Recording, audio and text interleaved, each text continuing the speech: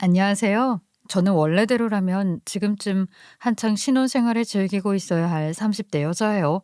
하지만 저는 지금 혼자 화려한 싱글 라이프를 즐기고 있어요.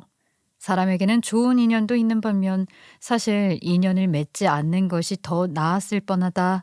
악연이라는 것도 있다고 들었어요. 제가 아직 젊은 나이기는 하지만 저에게는 좋은 인연도 많기는 하지만 그동안 차마 정리하지 못한 악연이 있기는 했어요. 제가 만든 악연도 있고 어쩌다 보니 생긴 악연도 있었지만 사실 그걸 끊어낸다는 것이 말처럼 쉬운 것은 아니다 보니 그냥 내버려둔 인연도 있었죠. 하지만 저는 이제야 분명히 할 것 같아요. 애초에 이어져서는 안 되는 인연이라는 것은 최대한 빨리 끊어내는 것이 현명하다는 것을 말이죠. 오늘은 이런 제 이야기를 들려드리려고 해요. 저는 그런대로 중산층 가정에서 자랐어요. 아버지가 대기업을 다니셨고 어머니도 선생님인 덕분이었어요. 그래서 저와 제 동생은 딱히 부족한 것 없이 잘 자랐어요. 어린 시절부터 살았던 동네도 우리나라에서 내로라 하는 부촌이었고요. 하지만 저는 어린 시절 저희 집안 형편이 그런대로 괜찮은 중산층이라는 사실을 별로 느끼지 못하고 자랐어요. 제가 자랐던 동네가 부자 동네라고 말씀드렸잖아요. 그러니 주변에 워낙 부자 친구들이 많았기 때문이었죠. 그렇기 때문에 거기에 비하면 저희 집은 오히려 가난한 편이라고 느꼈던 것 같아요. 이런 걸 상대적인 박탈감이라고 하죠. 친구들 집에 놀러 가면 맞벌이를 하느라 늘 바쁜 저희 엄마와는 다르게 다른 친구 엄마들은 항상 집에 있었거든요. 거기에 집은 얼마나 으리으리한지 잔디가 깔린 마당이 있는 집에 2층 집에 사는 친구들도 있었고요. 그 집에서 친구 엄마들은 처음 보는 예쁜 간식을 주기도 했어요. 거기에 친구 엄마들이 친구를 학교로 데려다 주고 데리러 오면서 챙겨주는 모습을 보다 보면 나도 모르게 시무룩해진다고나 할까요? 어떤 친구들은요, 아예 기사 딸린 차를 타고 학교에 오기도 했으니 말 다 했죠. 방학이면 겨우 다른 지역에 있는 친가집이나 외갓집을 다녀오는 것이 저는 다였는데 저와는 다르게 외국에 가서 놀다 오는 친구들도 있었어요. 그리고 공부도 마찬가지였죠. 그 아이들은 공부도 과목별로 과외 선생님들을 붙여서 했거든요. 그에 비해 저희는 평범한 아파트에 살고 맞벌이로 늘 바쁜 부모님이 해외여행도 쉽지 않았기 때문에 상대적인 박탈감을 느꼈다고나 할까요? 하지만 제가 그런 것들로 투정을 부릴 때마다 저희 부모님은 저희를 엄격하게 가르치셨어요. 엄마, 우리도 방학 때 해외여행 가면 안 돼요? 해외여행? 방학 때 아빠가 휴가를 많이 쓸 수가 없잖아. 할머니 집이랑 외할머니 집도 가야 하고. 그런 시골은 나중에 가.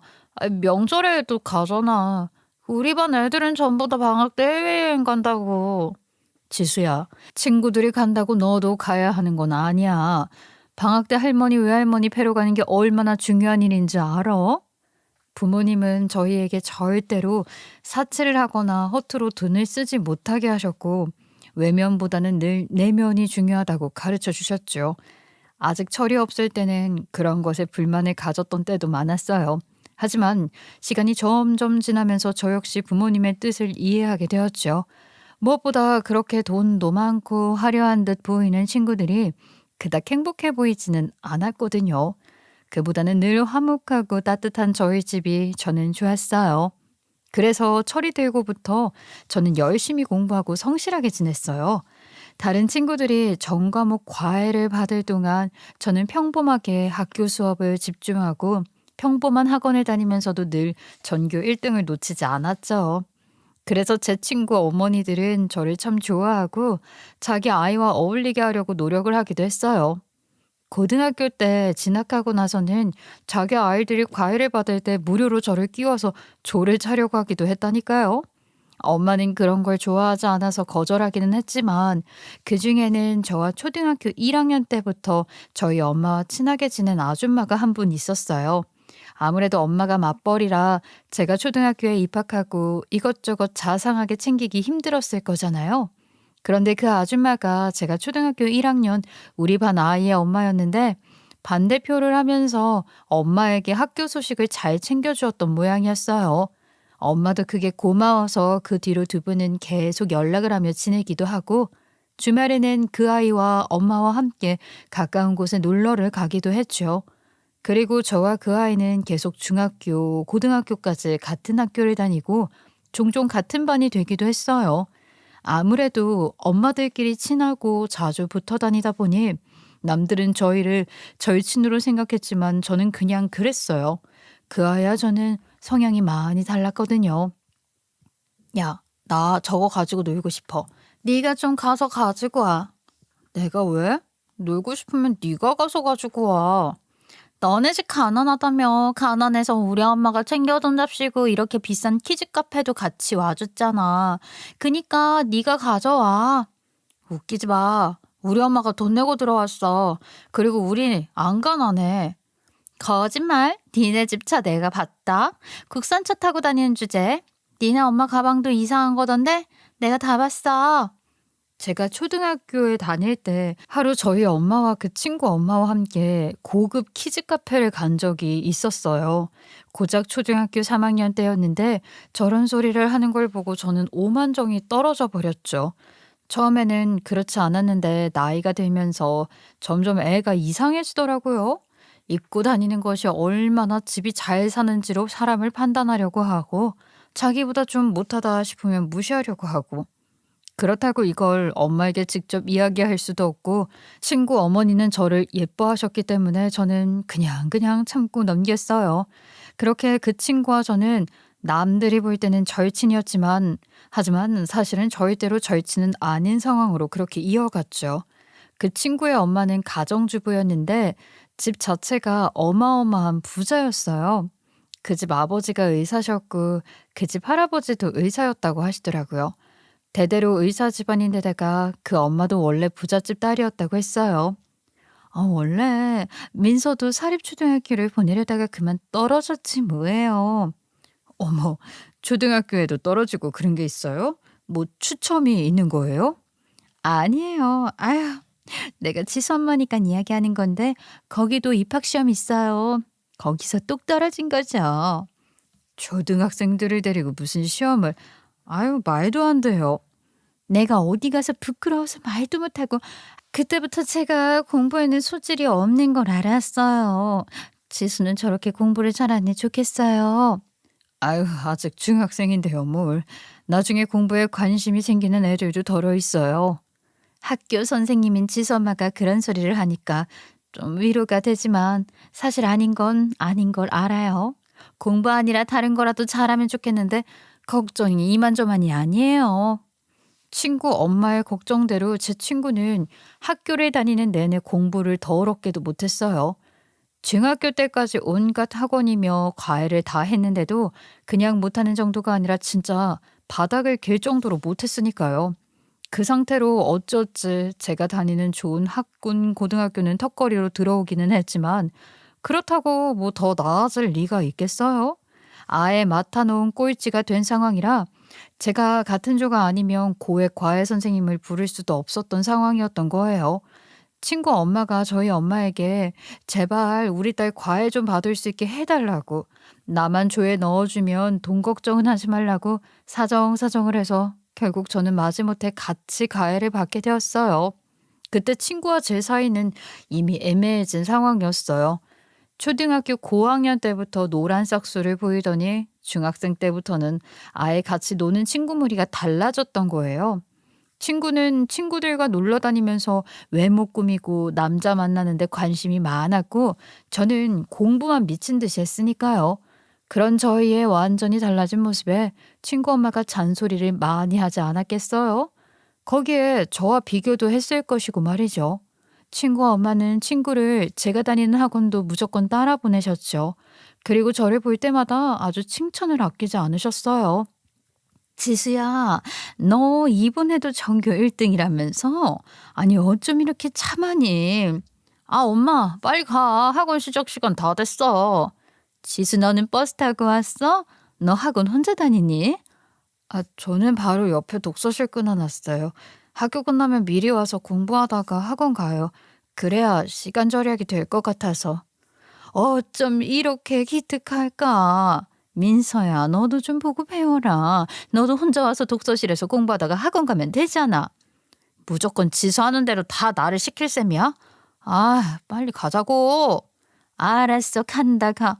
지수야, 이따가 아줌마가 태워줄 테니깐 앞으로 나와. 같이 가자. 응? 친구는 저를 좋아하지 않았어요. 사실 그 마음을 이해 못하는 건 아니에요. 저 같아도 어릴 때부터 같이 알고 지낸 친구와 계속 비교를 당하면 싫어하는 마음이 생기는 것이 당연할 테니까요. 그래서 친구는 저를 볼 때마다 짜증을 내고 미워하는 티를 냈죠. 질투도 심했고요. 하지만 제가 이해하지 못하는 건 그러면서도 저를 자기 옆에 계속 두려고 한다는 거였어요. 그게 대체 뭔 심리인 건지. 그렇다고 저 역시 그 애를 잘라내지도 못했어요. 제 친구들 모두 다 왜 그러냐고 빨리 손절하라고 했지만 애증이라고나 할까요? 아등바등 애를 쓰는 걸 보면 좀 안타깝기도 하다가 또 뻘짓하고 쓸데없는 생각하는 거 보면 한심하기도 하고 친구는 제가 공부는 잘하지만 촌스럽다고 무시를 해대고 또 저희 집이 가난하다는 걸로도 엄청 무시를 했어요. 하지만 이제 그런 말을 듣고 흔들릴 나이도 아니었고 친구가 무슨 소리를 하든지 말든지 저는 한 귀로 듣고 한 귀로 흘렀어요. 저희의 관계는 그랬어요. 남들이 보기에는 절친이었지만 그렇다고 그렇게 잘 통하는 사이는 아니었기 때문이었죠. 친구는 아시다시피 공부에는 아예 관심이 없었는데요. 관심뿐 아니라 공부를 하려는 의지도 없었어요. 뭐 덕분에 저는 공짜로 과외를 받기는 했지만 말이죠. 그렇게 공부를 못하는 애를 과외한다고 되겠어요? 과외는 6개월 정도 하다가 결국 그만두게 되었죠. 과외 선생님이 도저히 안 된다며 두 손 두 발 다 들고 포기를 외치셨기 때문이에요. 어머니 정말 죄송합니다. 제가 양심상 이 돈 받고 계속 가르칠 수는 없어요. 민서는 가르치는 것 자체가 안 되는 학생이에요. 아니 그게 무슨 말씀이세요? 민서는 공부를 못하는 게 아니라 아예 안 해요. 의지가 전혀 없어요. 이건 서로 시간 낭비예요. 저도 그렇고 지수도 손해고요. 여기서 그만하는 게 맞습니다. 선생님마저 그러시면 우리 민서는 어떡해요? 어머니, 솔직히 지금이라도 그냥 공부 말고 다른 걸 찾아보세요. 그 편이 나을 것 같아요. 음악이든 미술이든 체육이든 정 안 되면 장사라도. 암튼 공부는 아니에요. 친구는 결국 음악을 하기로 하고 돈을 발라서 악기 하나를 사서 어디 지방 음대를 갔어요. 저는 민서 어머니가 정말 미안하다며 그 과외 선생님과 조금 더 과외를 했고 그 덕분인지 한국 최고의 대학으로 진학을 하게 되었고요. 그러다가 지방대에서도 도저히 안 되겠는지 입학하고 얼마 안 있어 미국으로 유학을 간다며 떠나더라고요. 그렇게 저는 나름 제 절친과 잠시 헤어졌어요. 그리고 저는 대학에 입학해서 열심히 잘 살았죠. 저는 공대 쪽으로 진학을 했는데요. 거기서 새로운 미디어 디자인 공학 관련 공부를 했죠. 대학을 와서 제가 하고 싶은 공부만 마음껏 하니까 너무나 재밌더라고요. 저는 당시에는 막 새롭게 생기는 분야였던 미디어 디자인 공학이라는 전공으로 대학원으로 진학까지 했어요. 대학원에는 저처럼 새로운 분야에 도전을 해서 공부를 하겠다는 친구들이 많이 있었죠. 저는 그런 마음이 맞는 친구들과 대학원에 다니던 시기에 창업을 하게 되었어요. 아직 시작하는 분야라 힘들고 어려운 점도 많았지만 또 시작하는 분야라 아직 개척할 지점도 많았고 또 그만큼 재미있었죠. 다행히 교수님도 저희 스타트업 회사를 많이 지지해 주시고 당시 정부에서 지원하는 청년 창업 자금도 받아서 저희는 열심히 일을 했어요. 그 시기 저는 정말 공부와 일에만 파묻혀 살았죠. 저의 20대는 학교와 사무실만 오가며 다 지나갔어요. 사업을 하면서도 석사 논문도 쓰고 그 와중에 각종 사업을 따내기 위해 발표 준비도 하고 정말 정신이 없었어요. 하지만 아무래도 생소한 분야다 보니 처음에는 너무너무 힘이 들더라고요. 지원금이 있기는 했지만 당장 수익은 나지 않아서 사무실에서 먹고 자기도 했지만 경제 상황은 쉽게 나아지지가 않았지요. 엄마, 아빠, 저 돈 좀 빌려주세요. 뭐? 너 지금 사업자금 빌리는 거야? 네. 은행에 알아봤더니 아직 우리에게는 대출이 안 된대요. 그러니까 조금만 빌려주세요. 너 이쯤이면 생각을 좀 다시 해봐야 하는 거 아니니? 고생은 고생대로 하고 앞으로 더 힘들어지면 어떡해? 아빠가 빌려줄게. 얼마면 되냐? 대신 이자도 받을 거고 기간을 정해서 다 갚아야 한다. 정말요? 아, 고마워요, 아빠. 정말 고마워요. 아유, 얼마가 필요하니? 엄마 아빠가 빌려줄 테니까 다만 다른 곳에서는 절대 빌리지 마. 딱 우리에게 빌려가는 돈으로도 안 되면 포기하는 거야. 알았어? 물론 엄마는 걱정이 많으셨지만 아버지는 아무 말도 하지 않고 돈을 내어주셨어요. 엄마 역시 그 모습에 같이 목돈을 마련해 주셨고요. 정말 너무 감사했어요. 자세한 건 믿지 않고 저를 믿어주는 모습에 더욱 열심히 노력해야 한다는 생각이 들더라고요. 거기에 그때 막 취업을 한 동생 역시 언니가 불쌍하다고 몰래 돈을 찔러주기도 했죠. 그렇게 몇 년을 꾸역꾸역 버티다시피 발버둥을 쳤더니 조금씩 성과가 생기기 시작하더라고요. 저희가 여기저기 알리고 홍보에 온 힘을 쏟아부은 것도 있었고 그때 당시 대기업에서도 조금씩 새로운 미디어에 대해 눈을 돌리기 시작했기 때문이었죠. 그렇게 조금씩 사업이 자리를 잡아가고 조금씩 매출도 생기기 시작하면서 저희는 직원들도 채용을 했어요. 그리고 가장 중요한 미디어 아트 담당자도 채용을 했고요. 그때 채용된 사람이 그래픽으로 그림을 그리는 사람이었는데요. 나름 인터넷에서 유명세를 얻고 있었던 사람이라 그 바닥에서는 나름 이름이 있는 사람이었죠. 작가로 활동할 생각이 있었던 그 사람을 저와 같이 창업을 한 친구가 같이 몇 번이나 연락을 하고 저희 회사의 미래를 제시하면서 거의 모셔오다시피 해서 채용을 했어요. 저희 회사에서 같이 일하시기로 결심하신 거 절대 후회하지 않도록 해드릴게요. 정말 생각 잘하신 거예요. 저야말로 저를 찾아와서 설득해 주셔서 감사하죠. 제가 솔직히 학벌도 좋지 않고 어디 연줄이 있는 것도 아니라 직장 생활을 해본 적이 없어서 망설인 거예요. 잘 부탁드려요. 아니에요. 저희 같이 잘 성공해봐요. 저도 작가님 미래를 보고 선택한 것이니까요. 저희는 그 이후로 조금 더 크게 확장을 하게 되었어요. 그리고 결국은 큰 대기업 입찰에 응했다가 그 사업을 나누게 되었죠. 아유, 얼마나 기쁘던지. 대기업 사업자 결과 발표가 나던 날 저희는 모두들 얼싸안고 소리를 지르며 눈물을 흘렸네요. 직원 중에는 바닥에 앉아서 엉엉 우는 사람도 있었죠. 그 정도로 한 달 넘게 회사에서 밤을 새가면서 준비했던 일이었기 때문에 감회가 새로웠어요. 그 일을 계기로 저희 회사는 큰 성장을 하게 되었고 그 사이에 저는 미디어 아트 담당자와 정이 들어버렸네요. 정 대표는 나 어떻게 생각해요? 나는 정 대표가 좋은데. 네? 실은 나도 작가님 좋아해요. 아시면서? 그런 거 말고요. 저 진지하게 대표님과 만나보고 싶어요. 똑똑하고 당차고 리더십 있고. 저 대표님에게 반했어요. 네? 고백을 이렇게 직진으로 하시는 거예요? 이런 건 또 처음이네요. 대답해 보세요. 저 어때요? 우리 한번 진지하게 만나보는 거 어때요? 네, 저도 좋아요. 사실 저도 작가님 좋아하고 있었어요. 저는 그 사람의 자유로운 모습이 참 좋았어요. 전 어릴 때부터 늘 부모님이 정해준 길, 선생님이 짜주는 모범생의 길만 따라가면서 살았잖아요. 명문대 나와서 사업하고 주변에서 만나는 사람들도 전부 범생이에 수재들만 있었고요. 그렇게 앞만 보고 열심히 살아왔는데 그 사람은 저와는 완전히 다른 사람이었어요. 자유로운 영혼이라고나 할까요? 학창 시절에도 공부에 관심이 없어서 공부도 별로 안 하고 좋아하는 그림만 그리면서 자유롭게 살아왔더라고요. 저와는 정반대였죠.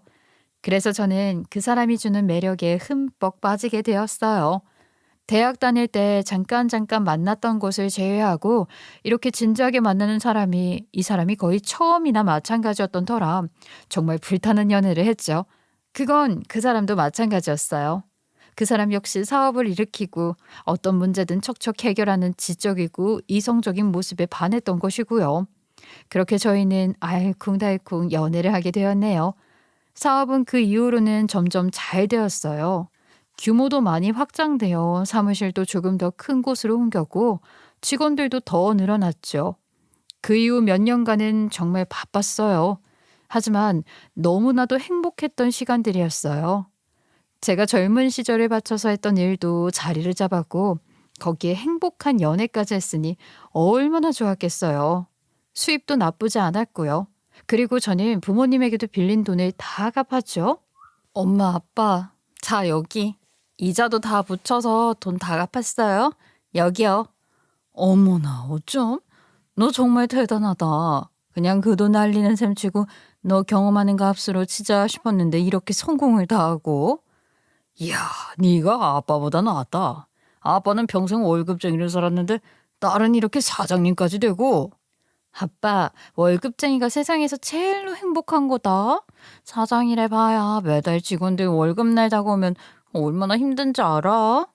헛쭈, 제법 사장님 티가 나네 우리 딸이.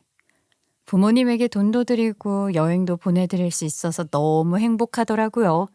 여동생에게도 갖고 싶은 거 있으면 사라고 목돈도 줄 수 있었고요. 제 앞으로 다른 시련은 별로 없을 것 같았어요.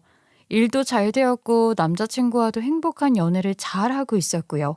남자친구의 애정도 영원히 변하지 않을 것 같았죠. 그렇게 몇 년을 보내고 저희는 결혼도 하기로 약속을 했어요. 우리 내년쯤에는 결혼하자. 바로 인사드리고.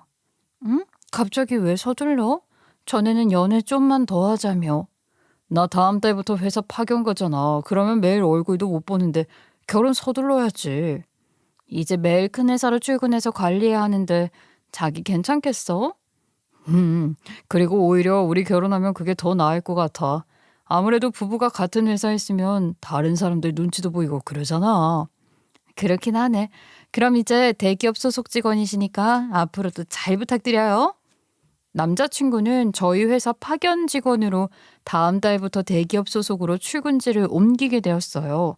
저희가 처음 사업을 따내었던 대기업 프로젝트 전담 회사가 되면서 아예 그 회사 안에서 그 프로젝트를 상시적으로 관리를 해줄 사람이 필요했고 그 역할에 미디어 아트 담당자가 가장 필요했기 때문이었죠.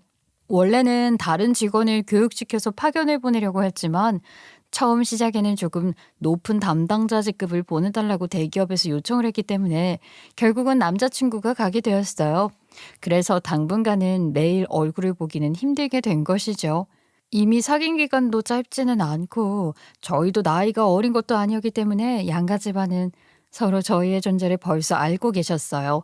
그래서 저희가 양가 집안에 인사를 하고 결혼 준비를 하는 것은 큰 문제는 없었죠.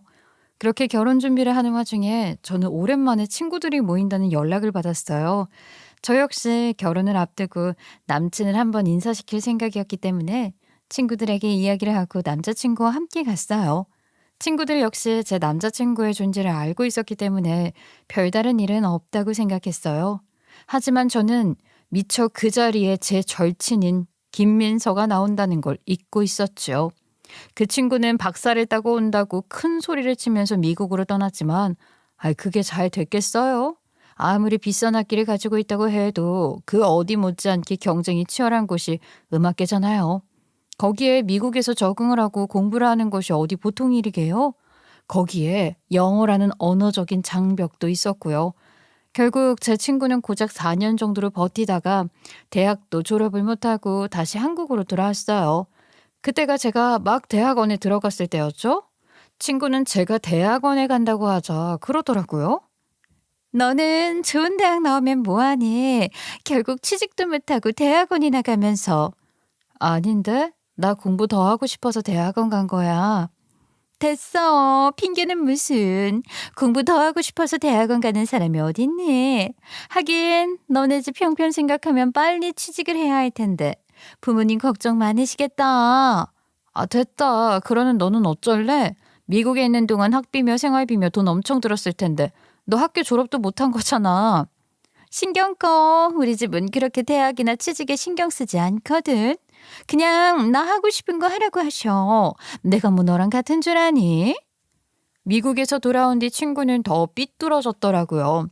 학교도 졸업하지 못하고 나이만 먹고 남은 건 주변 사람을 무시하고 질투하는 것 외에는 없는 것 같았어요.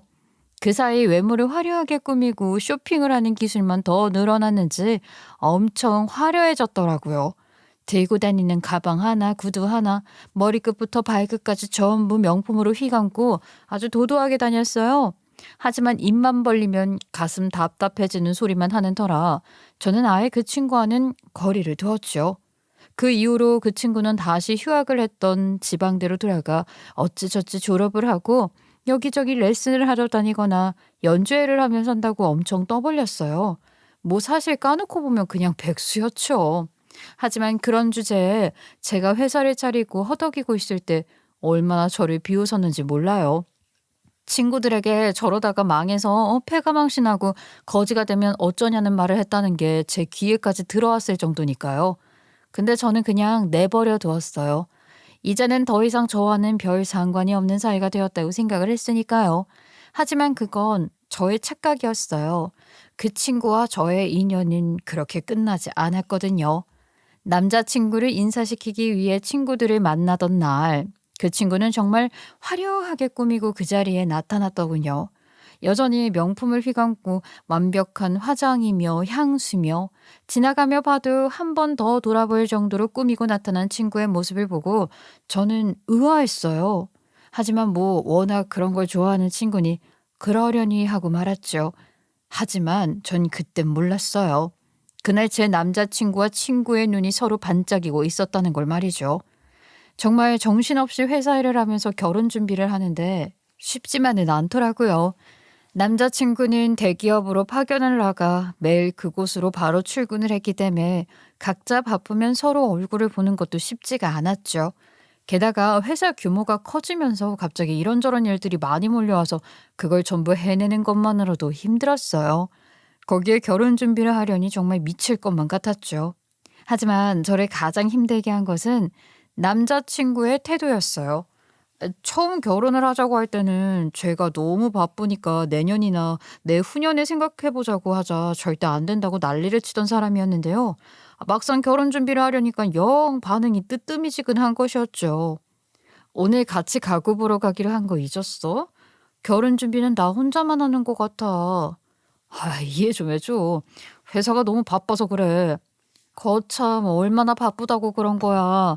저번에도 다 약속 취소했잖아. 자꾸 이러면 내가 다 알아서 할 거야. 그래, 웬만한 건 그냥 자기가 알아서 해. 자기가 똑똑하니까 나보다 나을 거야. 그런 얘기가 아니잖아. 같이 하는 결혼인데 이럴 거야 정말? 다음 주 집 보러 가도 안 갈 거야? 그만 좀 해. 대기업은 시스템이 달라. 여기 일이 자기네 회사같이 작은 회사에서 하는 일이랑 같은 줄 알아? 나도 힘들어. 기가 차더라고요. 자기가 언제부터 대기업 직원이었다고? 그리고 그 누구보다 일은 제가 더 잘 알잖아요. 결혼을 할 마음이 있는 건지 없는 건지 그래도 일 때문에 바쁘다는데 어쩌겠어요.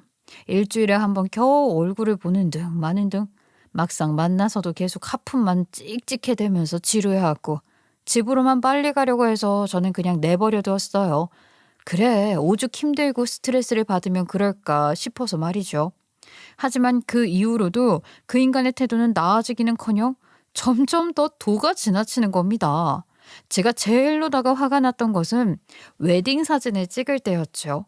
사진을 찍기로 한 시간보다 2시간이나 늦게 나타났기 때문이었어요. 뭐 밤을 새고 늦잠을 잤다나요? 밤을 샜다니. 나랑 어제 잠깐 통화할 때 퇴근길이라고 했잖아. 내 일이 회사에서만 하는 거 아닌 거 알잖아. 미안해. 그만해. 아니 어떻게 웨딩 사진 찍는 날 늦을 수가 있어. 이러다 결혼식도 늦겠다. 이럴 거면 결혼은 왜 해? 하기 싫으면 하지 말던가 취소를 해. 그만 좀 하라고. 사업한다는 사람이 이런 것도 이해를 못하냐? 너 이렇게 피곤한 여자였냐? 내가 노니? 놀아? 저의 짜증에 오히려 더 크게 화를 내는 모습을 보니 기가 차더라고요. 결국 그날 사진은 원래 예정된 것에 반의 반도 못 찍고 말았죠. 사진 사며 스튜디오도 예약 시간이 있어서 저희가 빨리 비워줘야 했거든요. 그날 저희는 대판 싸웠어요. 속절없이 시간은 가는데 진행되는 것은 거의 없었거든요. 저는 도저히 못 참겠더라고요. 이럴 거면 결혼식을 미루자. 이렇게 결혼해서 뭐해. 이건 아닌 것 같아. 또 이럴 건 아니잖아. 화 풀어. 나 이성적으로 생각해. 결혼 준비도 못할 정도로 바쁜 사람 붙잡고 화내가면서 이게 뭐니? 내가 결혼 못해 환장한 여자도 아니고. 다시 생각해봐. 저는 진심이었어요. 당장 결혼 안 한다고 죽는 것도 아니었고 이렇게 진행하는 것은 아니라고 생각했거든요. 어쩌면 남자친구도 결혼이 하기 싫어서 그러는 것이 아닐까 하는 생각까지 들었고요. 하지만 또 그거는 아니대요. 제가 그 말을 한 다음 날 남자친구가 제 회사로 찾아와서 자기가 너무 힘들고 피곤해서 그런 거라고 조금만 이해해 주면 안 되겠냐고 싹싹 비는데 어쩌겠어요. 내가 지금 거기서 자리 잡고 잘 먹고 잘 살려고 발버둥 치다 보니까 그런 것 같아. 이제 결혼도 하는데 내가 잘해야 할 거 아니야. 핑계 대지 마. 자기 결혼하기 싫으면 하기 싫다고 말을 해. 그건 절대 아니야. 맹세해. 내가 결혼식 준비는 잘 못하지만 결혼하고 나서는 행복하게 해줄 거야. 약속해. 그러니까 화 풀어라. 응? 이러는데 또 어쩌겠어요.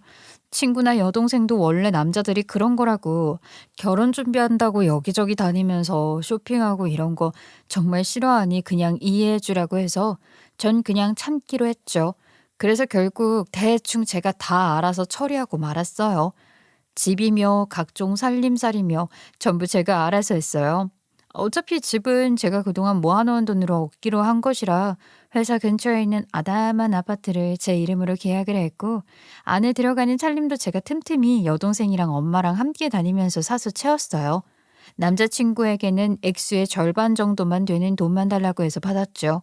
그러다 보니까 오직 제 취향으로 제가 좋아하는 걸로 다 사게 되었는데 나중에는 그게 그렇게 좋더라고요.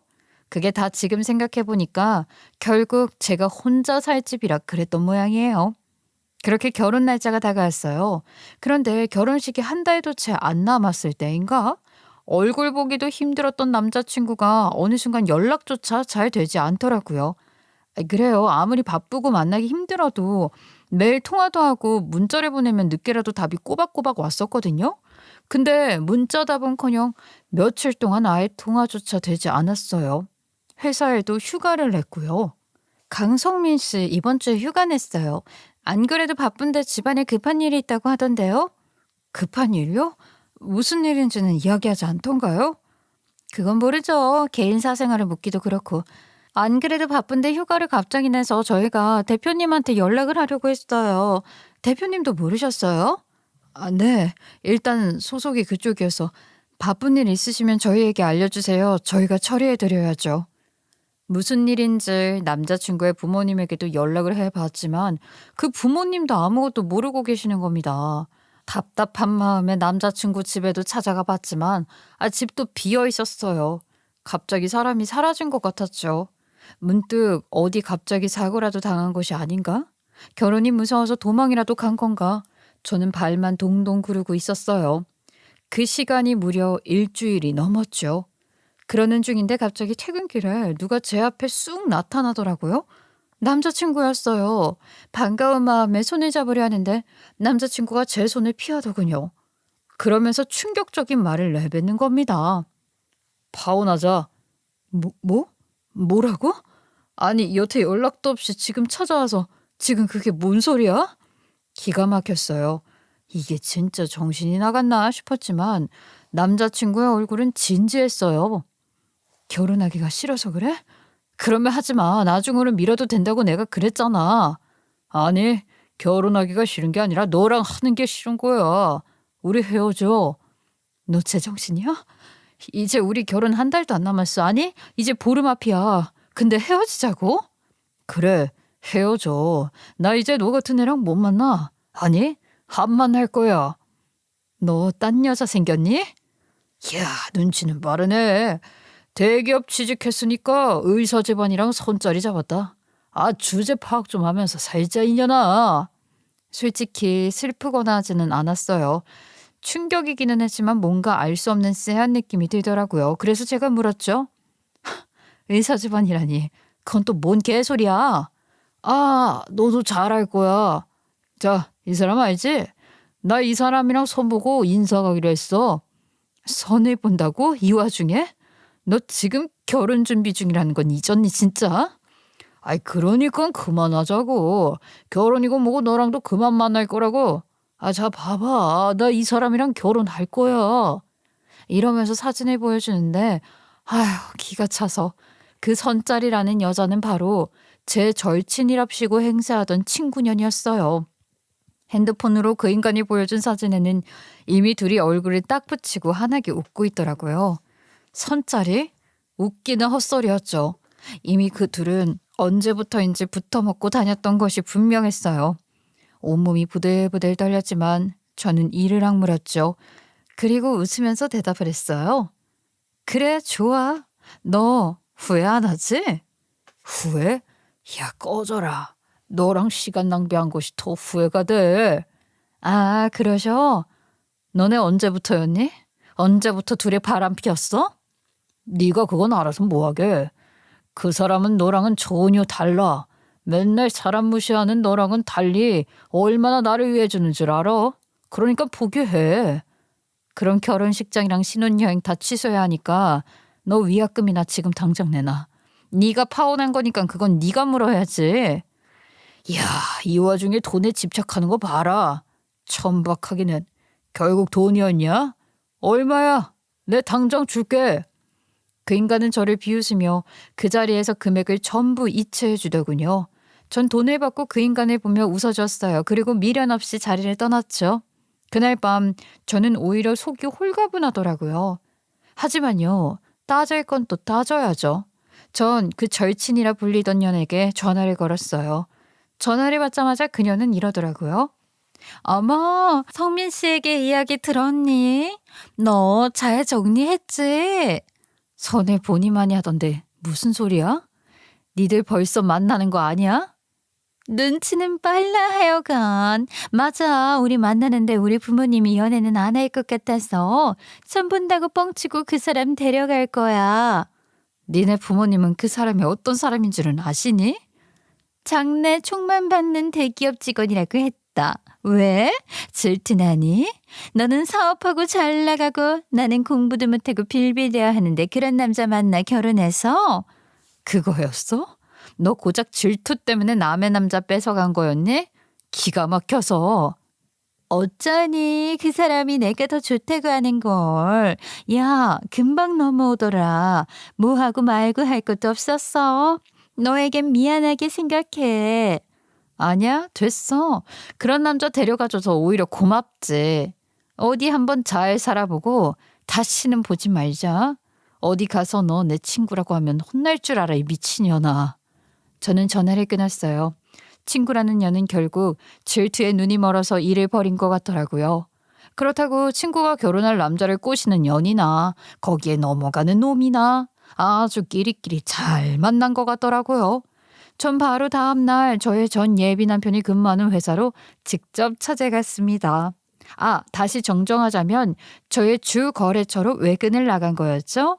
제 옆에는 저와 창업을 같이 했던 친구와 전 남편의 후임으로 들어온 아트 디렉터 직원이 함께였고요. 전 남친은 책상에 앉아 일을 하고 있다가 회사 직원의 안내로 들어온 우리를 보고 깜짝 놀라더라고요. 그리고 그 자리에서 일어나더니 급히다가 이러더라고요. 네가 여기를 어디라고 와? 왜? 와서 뭐 소동이라도 피우려고? 사색이 되어서 하는 이야기에 저는 빵 터졌어요. 아유, 진짜 꼴값을 떠는 모습이 웃겼죠. 네가 잊은 사실이 있는데 나는 여기 주 거래처 사장이에요. 저희끼리 할 말이 있으니 파견 직원은 좀 자리를 피해 주시죠. 뭐라고? 김주희만 가서 업무 파악하고 뭐 늘 하던 일이니 어려울 건 없을 거야. 이게 무슨 짓이야? 갑자기 김주임이 왜? 직원은 빠지라고 내가 이야기 안 했나? 넌 좀 빠져. 저는 회사 담당자와 회의실에서 업무 관련 일을 하고 직원 얘기도 꺼냈어요. 지금 근무하고 있는 직원은 이번 주까지만 근무를 할 거예요. 오늘부터 여기 이 김주임이 모든 업무를 이어서 처리할 것이니까 걱정 안 하셔도 되고요. 아, 그러시구나. 안 그래도 강 팀장님 요즘 좀 그랬는데 역시 김 대표님이에요. 강 팀장이 조금 올드하긴 했죠. 아무래도 여기가 워낙 유행이 빨리빨리 바뀌는 곳이니까요. 그럼 신제품부터는 김주임님에게 잘 부탁드릴게요. 걱정 마세요. 저희가 앞으로도 잘 해드려야죠. 저는 전 남친에게 이제 새로운 직원에게 인수인계를 하라고 통보했어요. 당연히 그 인간은 경악을 하더군요. 이게 대체 무슨 소리야? 너 지금 복수하는 거야? 안 돼. 이 일은 나 아니면 아무도 못해. 복수? 웃기네. 저기요, 저랑 같이 일하기 불편하지 않아요? 그러니 정리하셔야죠. 나는 여기서 근무하는데 뭘 너랑 일을 해. 네가 어떻게 나를 자를 수가 있어. 기가 막혀. 저기요. 당신 우리 회사랑 계약한 몸이야. 그리고 우리 회사가 여기로 파견한 파견 직원일 뿐이고. 정신 차려. 네가 진짜 대기업 직원인 줄 알았니? 아니야. 아니라고 분명 여기서도 계약서를 썼어. 나는 여기 소속이라고. 아우 진짜 미치겠네. 그건 파견 직원 계약서지 고작 그거 보고 진짜 대기업 직원이라도 된 줄 알았던 거야? 아니 멍청한 거야? 아니면 진짜 지능이 모자란 거야? 됐고 빨리 인수인계나 해. 이런 법은 없어. 나 못 나가. 나 못 나가. 네가 뭔데 나보고 나가라 말아야. 제가 당신 회사 대표라고요. 그리고 마침 계약 기간이 이번 달까지네. 계약 종료니까 강성민 씨 잘 가요. 인수인계는 안 해도 되니까 오늘부터 안 나와도 괜찮아요. 일주일 봐줄게. 그 인간은 저희가 그동안 놀고 있었을 줄 알았을 모양이었나 보지만 절대 아니었어요. 전 남친을 대체할 직원을 저희는 계속 뽑아가지고 키우고 있었거든요. 솔직히 그동안 전 남친은 회사의 시스템에 익숙해져 새로운 시도를 잘 하지도 않았고 하루가 다르게 바뀌는 상황을 배우려고도 하지 않았거든요. 저희 회사도 규모가 커지는데 언제까지 디자인 팀장 하나에게만 의지하고 있을 수는 없었기 때문에 그간 더 새로운 작가와 더 기발한 디자이너들을 채용해서 회사 안에서 키워왔고요. 전 남친은 그런 모습을 보면서도 딱히 새로운 기술을 배우고 색다른 시도를 하려고 하지도 않았었죠. 만약 전 남친이 저와 결혼을 하고 계속 연을 이어갔다면 어쩌면 디자인팀 팀장으로 자리는 있었을 거예요. 물론 그간의 연체와 노련함이라는 것도 무시할 것은 아니었을 테니까요. 하지만 이제는 더 이상 저희 회사에 그 사람은 필요가 없어졌잖아요. 새로운 직원이 훨씬 노력도 많이 하고 훨씬 더 새로운 기술도 많이 알았거든요. 그간 해온 정이 있어서 파견을 간 것이지. 아니 솔직히 말해서 결혼을 하고 어차피 파견 직원을 교체할 생각이었는데 그 계획을 조금 앞당긴 것일 뿐이었어요. 전 남친은 다시 회사로 불러들여 신입 직원 교육을 하는 역할을 맡길 생각이었지만 뭐 그거야? 얼마든 다른 사람이 할 수 있는 일이죠. 아마 저의 전 예비 남편은 계약 상황을 대충 보고 본인이 대기업으로 바로 직계약이 되었다고 생각을 했던 모양이었어요. 그래서 대기업 직원이라고 여기저기 떠벌리고 다녔던 것이고 그리고 그 난리를 친 거였고요. 아우 정말로 멍청하다고밖에는 달리 할 말이 없더라고요. 저희가 상황을 정리하고 회사 밖으로 나오는데도 저의 예비 남편이었던 놈은 회사 밖으로 따라 나와서 아글아글 써댔어요. 야, 너 네가 어떻게 나한테 이럴 수가 있어? 네가 어떻게 나를 이렇게 헌신짝처럼 버릴 수가 있냐고. 뭐래 진짜 남사스럽게. 꺼져. 저는 무시하고 차를 타고 회사로 돌아가려 했죠. 그런데 갑자기 그 인간이 저에게 발악을 하며 달려들었어요. 같이 있던 직원이 말려줬기 망정이지 하마터면 그 인간에게 꼼짝없이 잡힐 뻔한 저는 갑자기 화가 뻗치더라고요. 그래서 정말 대차게 그 인간 뺨을 올려붙여 줬어요.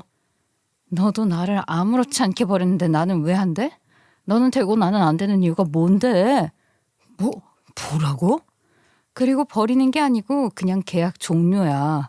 불법도 아니고 아무것도 아니라고. 그러니까 너는 어서 너네 의사 집안에 찾아가서 잘 지내봐. 행복하길 바랄게. 저는 그 길로 뒤도 돌아보지 않고 회사로 돌아왔어요. 물론 회사로 돌아오기 전에 우체국에 들러 빠른 소포를 하나 보냈죠. 바로 제 절친이라고 불리던 그 친구의 집으로 말이에요. 소포의 정체는 저와 저의 전 예비 남편이 같이 찍은 웨딩 사진 앨범이었어요. 사실 그 집안도 그 인간이 어떤 사람이라는 걸 알아야 하는 것이 아니겠어요? 솔직히 제 친구는 재수가 없었지만 그 어머니는 제가 고마웠던 점도 많았으니까요.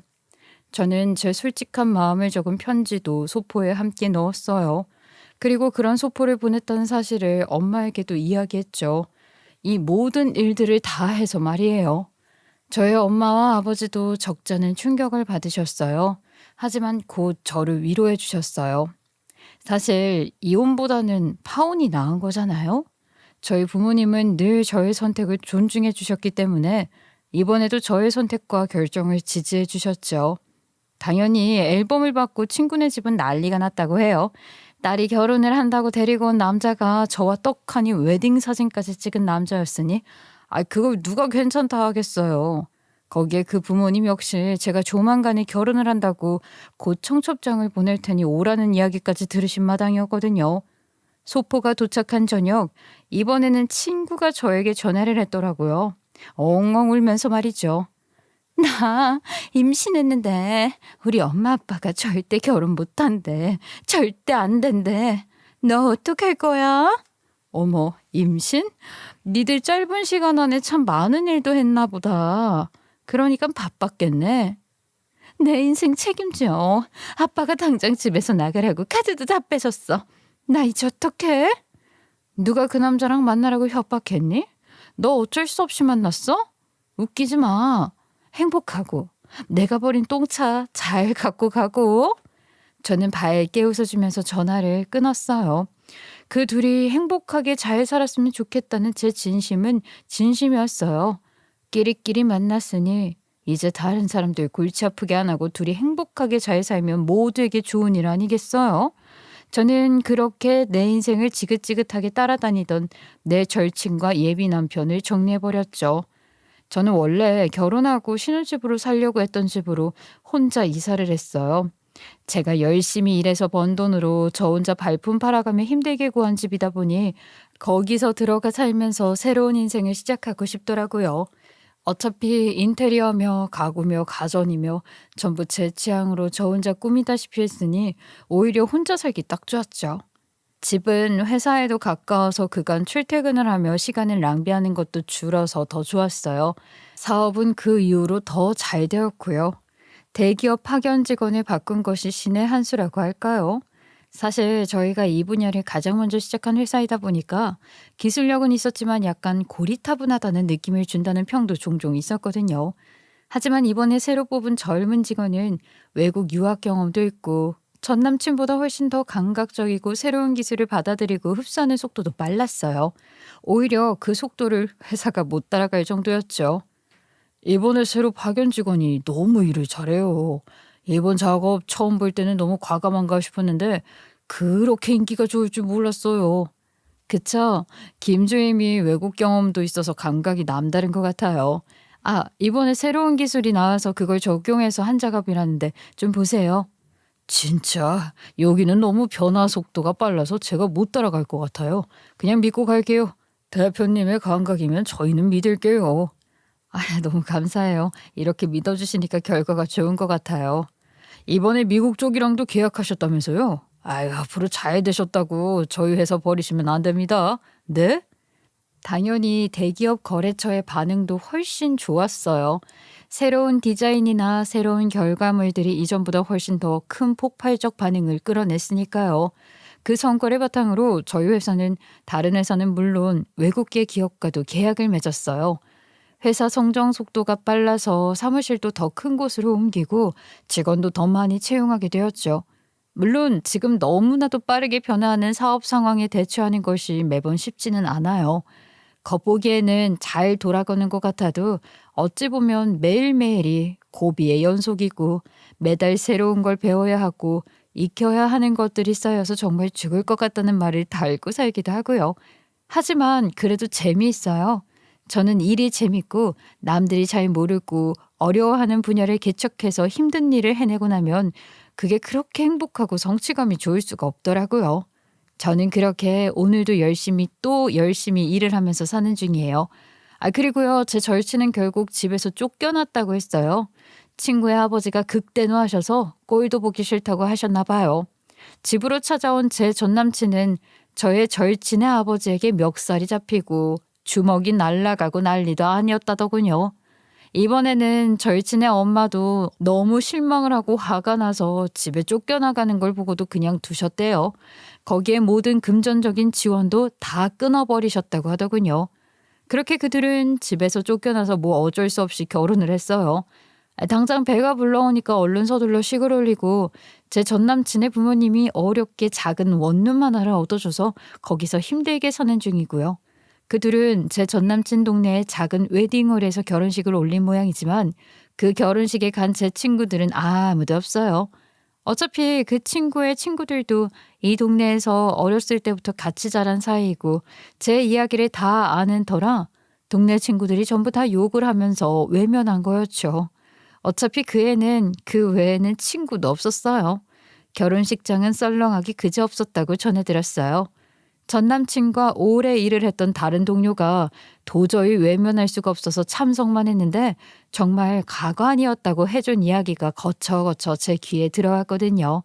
신부 측에는 부모님도 친구도 친척도 하나 없이 무슨 고아처럼 결혼식을 해야 해서 신랑 쪽에서 전부 다 수군댔대요. 신랑 측 부모님 얼굴도 똥 씹은 것처럼 좋지 않기는 마찬가지였죠. 당연히 저와 결혼을 할 줄 알고 번듯한 신혼집 아파트며 좋은 웨딩홀까지 다 본 이후였는데 갑자기 어디서 웬 여자가 배가 불러온다고 빈몸으로 왔으니 누가 좋겠어요. 그렇게 겨우 결혼을 하고 전 남친은 이전에 했던 일러스트 작가로 활동을 조금 하는 모양이지만 잘 될 리가 있겠어요? 이미 업계 현역에서 떠나 회사 일을 한 지가 오래인데다 회사 일을 하면서 틈틈이 노력을 한 것도 아니어서 한창 시대에 뒤떨어져 있는데 내 친구의 어머니는 어디다 이야기를 할 곳이 없는지 가끔 저희 엄마에게 전화를 해서 하소연을 하는 모양이시더라고요. 아무래도 저희 엄마가 입이 무거우니까 속마음을 털어놓을 사람이 없겠죠. 아유, 그렇게 생난리를 치고 결혼을 하면 좀 잘 살긴 하지. 이거는 하루가 멀다 하고 사니 못 사니 난리를 치니 미치겠어. 아니 이번에는 왜 또? 그 남편이 그림 좀 그려서 저번에는 좀 팔았다며. 그깟 그림 몇 장 팔아서 돈도 되지 않는데 그렇다고 애들 가르치는 일도 못한다고 아주 생고집을 피우고 작가랍시고 한 잔만 있대. 애는 크는데 어떡하니? 민서는 민서라도 레슨을 좀 하면 안 되나? 벌써 빚도 많다며. 자기가 저번에 남편 몰래 갚아줬다고 했잖아. 말도 마. 걔라고 어디 실력이 있어서 레슨을 하겠어? 요즘은 나보고 애들 학원이라도 차려달라고 매일 울고불고 난리야. 아유, 이러다가 내가 먼저 화병으로 죽지. 아이고, 절대 안 되지. 마음 아파도 그냥 좀 지켜봐. 지들끼리 좀 살 길을 찾도록 해야지. 앞으로는 빚도 갚아주지 마. 그러다가 버릇돼. 근데 그 어린 젖먹이는 어째. 그것도 서로 못 키우겠다고 난리도 아니야. 아우, 자식이 아니라 왼수야 왼수. 내가 천생에 무슨 죄가 있어서 이러는지 몰라. 그렇게 결혼을 했으면 부끄러운 줄 알고 열심히 살 생각도 안 하고 제 친구는 매일 자기 엄마에게 전화해서 사니마니 난리를 치는 중이었어요. 거기에 그 남편이라는 작자는 이제 처자식이 생겼으면 정신을 차리지 아직도 옛날 생각만 하면서 그 작품 활동만 하겠다고 하는 모양이었고요. 경제적 상황이 최악이니 매일 부부싸움을 하고 곧 이혼 이야기도 오가는 중이라는데 그러든지 말든지 별 관심은 없어요. 다만 매일 속상해하는 친구 어머니나 그 이야기를 듣느라 같이 수심에 잠기는 엄마를 보기가 조금 안쓰러울 뿐이죠. 저는요, 당분간은 사업에 집중할 생각이에요. 할 일이 너무 많아서 과거의 일에 연연하고 있을 시간이 없으니까요. 그리고 무엇보다 거추장스럽고 불편했던 악연을 깨끗하게 정리한 제 인생은 제가 마음껏 잘 펼쳐나갈 수 있으니 앞으로 더 행복해질 일만 남은 것 아닐까요? 저는 이렇게 매일매일 열심히 더 노력하며 행복하고 그리고 보람된 인생을 살려 노력할 생각이에요. 저의 이런 앞날에 많은 축복과 그리고 용기를 주세요. 긴 이야기 들어주셔서 감사하고요. 모두 행복하시고 늘 건강하세요.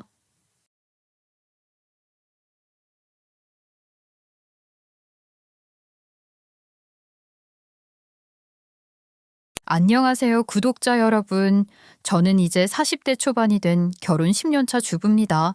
아이는 둘 키우고 있고요. 연년생이라서 그런 건지 아직 어린 나이임에도 불구하고 양쪽에서 난리를 치니까 힘들어 죽겠습니다.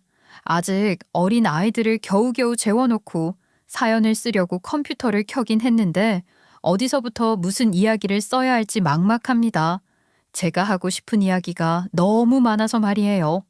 제가 시원시원한 성격을 가지고 있는 편인데 이게 또 제 주변 사람들에게나 시원시원한 거지 막상 저희 시댁 식구들 앞에서는 시원시원하게 할 수가 없더라고요. 우리 모두 다 알고 있는 이야기잖아요. 시댁 식구들에게는 왠지 모르게 눈치가 보이고 또 하고 싶은 말을 다 했다가는 나중에 무슨 후폭풍이 몰아치게 될지 모른다는 사실을 말입니다. 하지만 저에게 은근슬쩍 무시의 말을 던지며 제 성질을 살살 건드리는 사람이 시어머니도 시아버지도 아니고 동서라면 이야기가 달라지겠죠. 지금부터 제 이야기 거하게 한번 시작해 보겠습니다. 저는 솔직하게 말을 하면 어릴 때부터 여성스러움이랑은 거리가 무척이나 멀었습니다.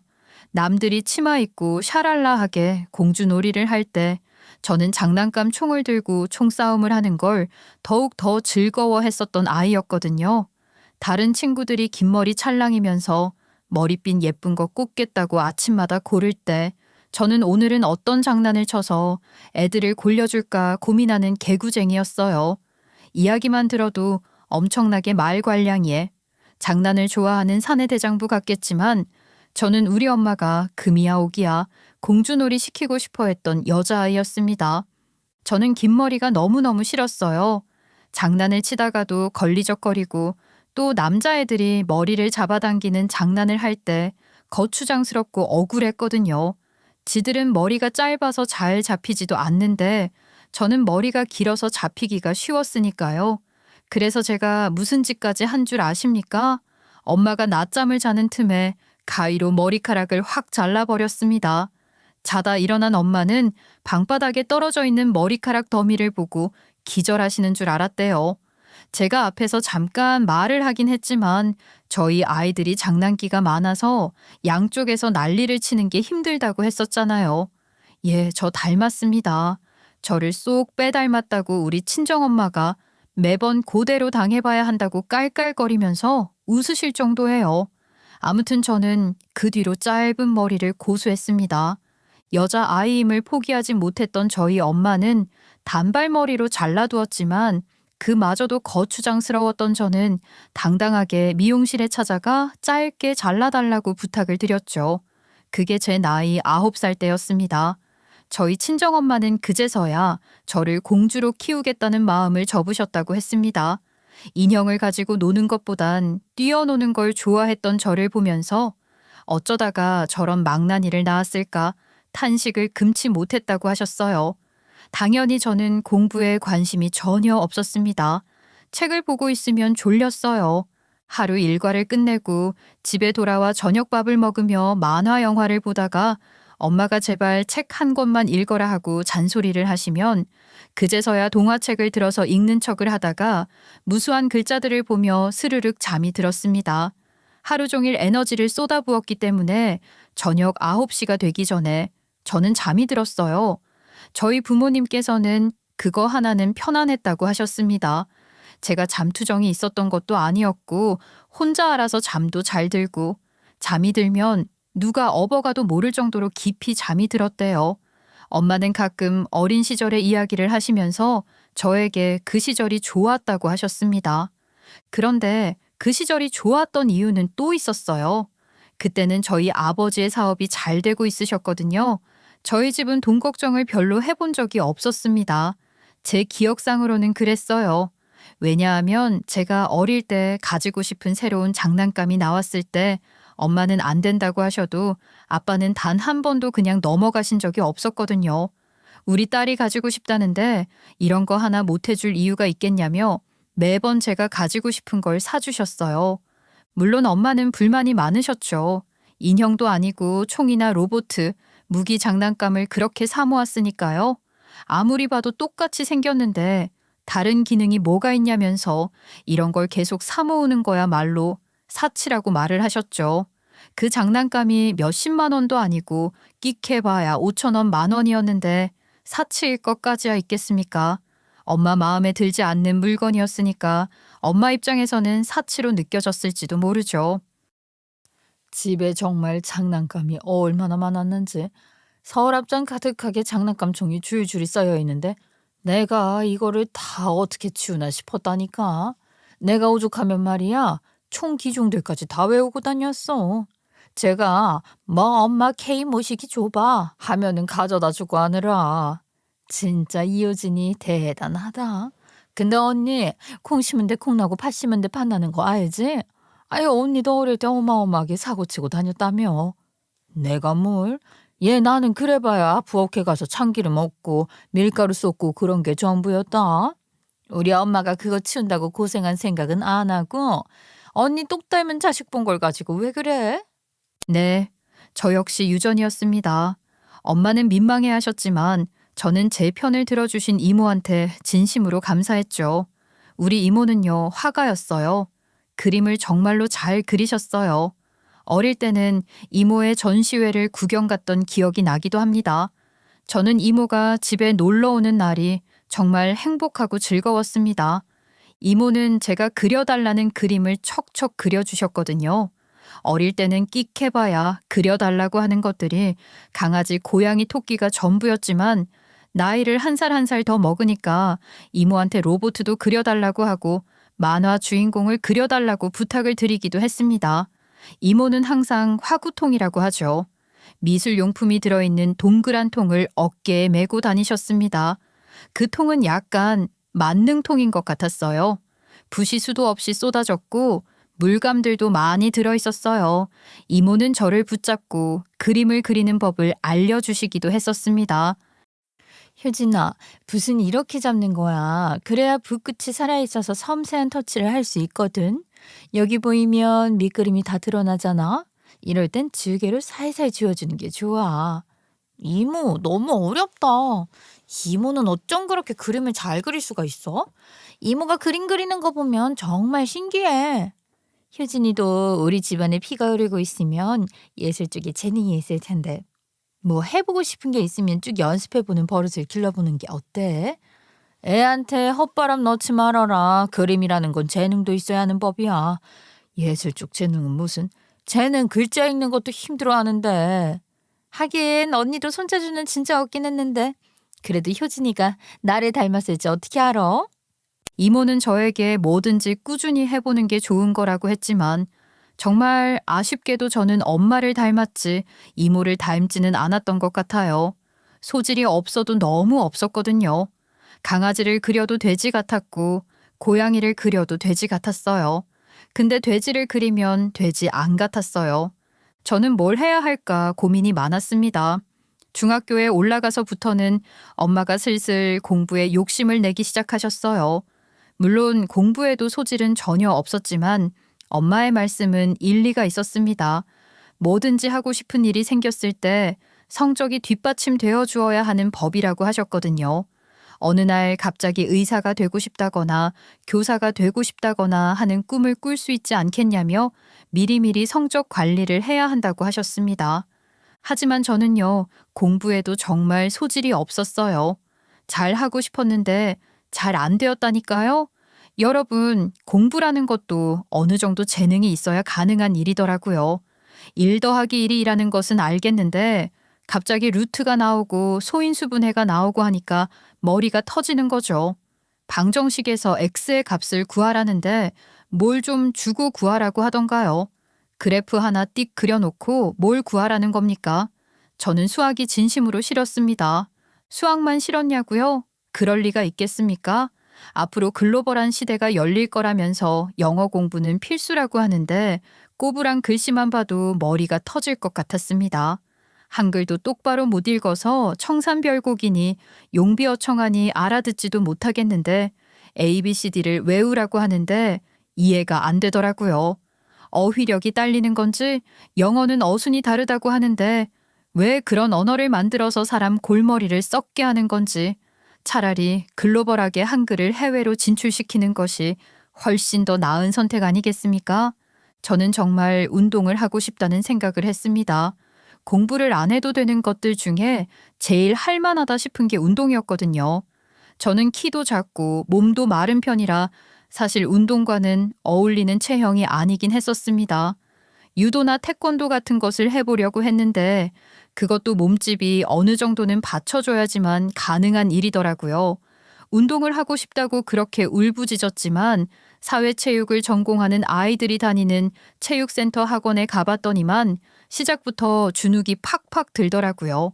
중학생 때부터 입시 준비를 시작하는 친구들도 있다. 운동을 시작하려면 끈기가 필요하다. 간단하게 테스트를 해보자 해서 했는데 역시나 꽝이었습니다. 그런데 제가 딱 하나 잘하는 게 있더라고요. 그건 바로 달리기였어요. 작은 키에 몸도 말라서 저항을 덜 받는 건지 날쌔긴 날쌔거든요. 게다가 어릴 때부터 뜀박질을 그렇게 해서 그런 건지 다른 애들보다 달리기에서는 두각을 드러냈죠. 저는 육상을 하기로 했습니다. 하루 종일 트랙을 달릴 생각에 겁을 먹긴 했지만 기초 체력을 키우는 게 먼저라는 말에 더 지옥 같은 훈련이 시작되었어요. 중학생 때 운동을 시작한다는 것이 어찌 보면 늦은 출발이기는 했거든요. 그래서 남들보다 몇 배로 더 열심히 운동을 해야 했습니다. 저는 정말 먹고 자는 시간을 빼고는 하루 종일 가만히 있지를 않았어요. 제자리에 서 있을 때도 계속 뛰물 뛰었죠. 친구들은 저의 그런 모습을 보면서 뭐라도 할 수 있는 아이라고 말을 했습니다. 뒤늦게 시작을 했지만 따라잡는 것은 금방이었습니다. 워낙 청소년기라서 근력이 빨리빨리 붙기도 했었고 체력도 어릴 때부터 맨날 뛰어놀아서 적당하게는 올라와 있는 상태였죠. 저는 학교에서도 매일 체력 단련을 위해서 힘을 썼어요. 그러다 보니까 점심만 먹고 나면 그렇게 졸립더라고요. 저는요, 중학교 3학년 때 체전에 나갈 수 있었습니다. 전국체전을 가기 위해서는 시에서 치르는 대회에 출전을 해야 했는데 제가 거기서 수상을 하게 되었거든요. 제가 첫 메달을 목에 걸었을 때 금메달은 아니었지만 번쩍번쩍 동색으로 빛나는 메달이 꼭 금메달처럼 보였습니다. 사실 운이 좋아서 전국체전에 나갈 수 있었어요. 원래는 올라가지 못하는 것인데 저랑 함께 대회를 치렀던 친구가 부상을 당하면서 자연스럽게 동메달이었던 제가 나갈 수 있게 된 것이었습니다. 저는 전국체전에서 정말 어금니가 흔들거릴 정도로 이를 악물고 연습을 했던 결과물을 보여주었어요. 육상을 늦게 시작했기 때문에 당연히 저보다 더 괜찮게 하는 친구들이 있었지만 제 악바리 근성은 아무도 따라오지 못했습니다. 첫 대회에서 기록을 낸 이후에 저는 날이 가면 갈수록 좋은 기록을 보여줄 수 있었습니다. 엄마와 이모는 저에게 대단하다고 했어요. 저희 아버지 역시 운동을 시키길 잘 했다면서 제가 언젠가는 올림픽에 출전할 수 있지 않을까 하는 꿈을 꾸셨습니다. 사실 육상은 동양인이 하기에 좋은 스포츠는 아니거든요.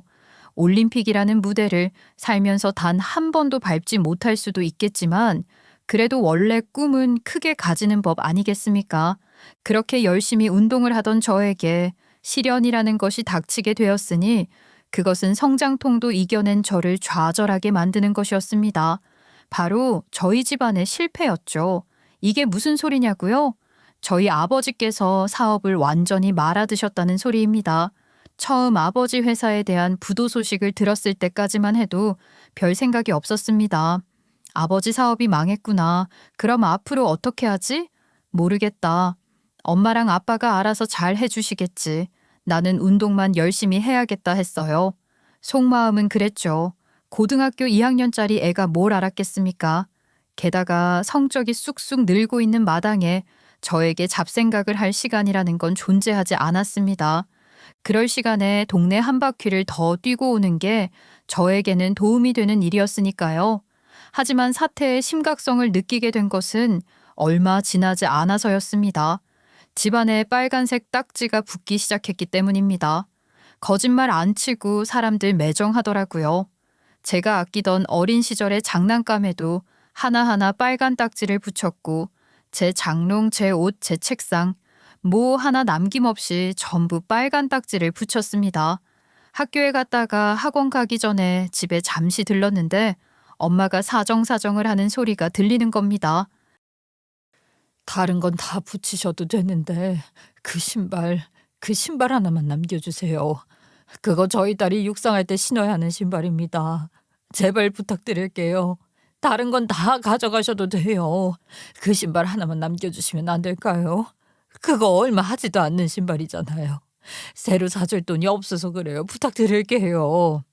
아휴, 이거 원래는 안 되는데 여기 있는 물건 전부 다 붙여야 해요. 이 신발도 당연히 압류 대상이고요. 그거 없으면 당장 우리 딸 기록을 낼 수가 없어요. 제가 어떻게든 그 값만큼은 벌어볼게요. 제발 신발만큼은 그냥 놔주시면 안 될까요?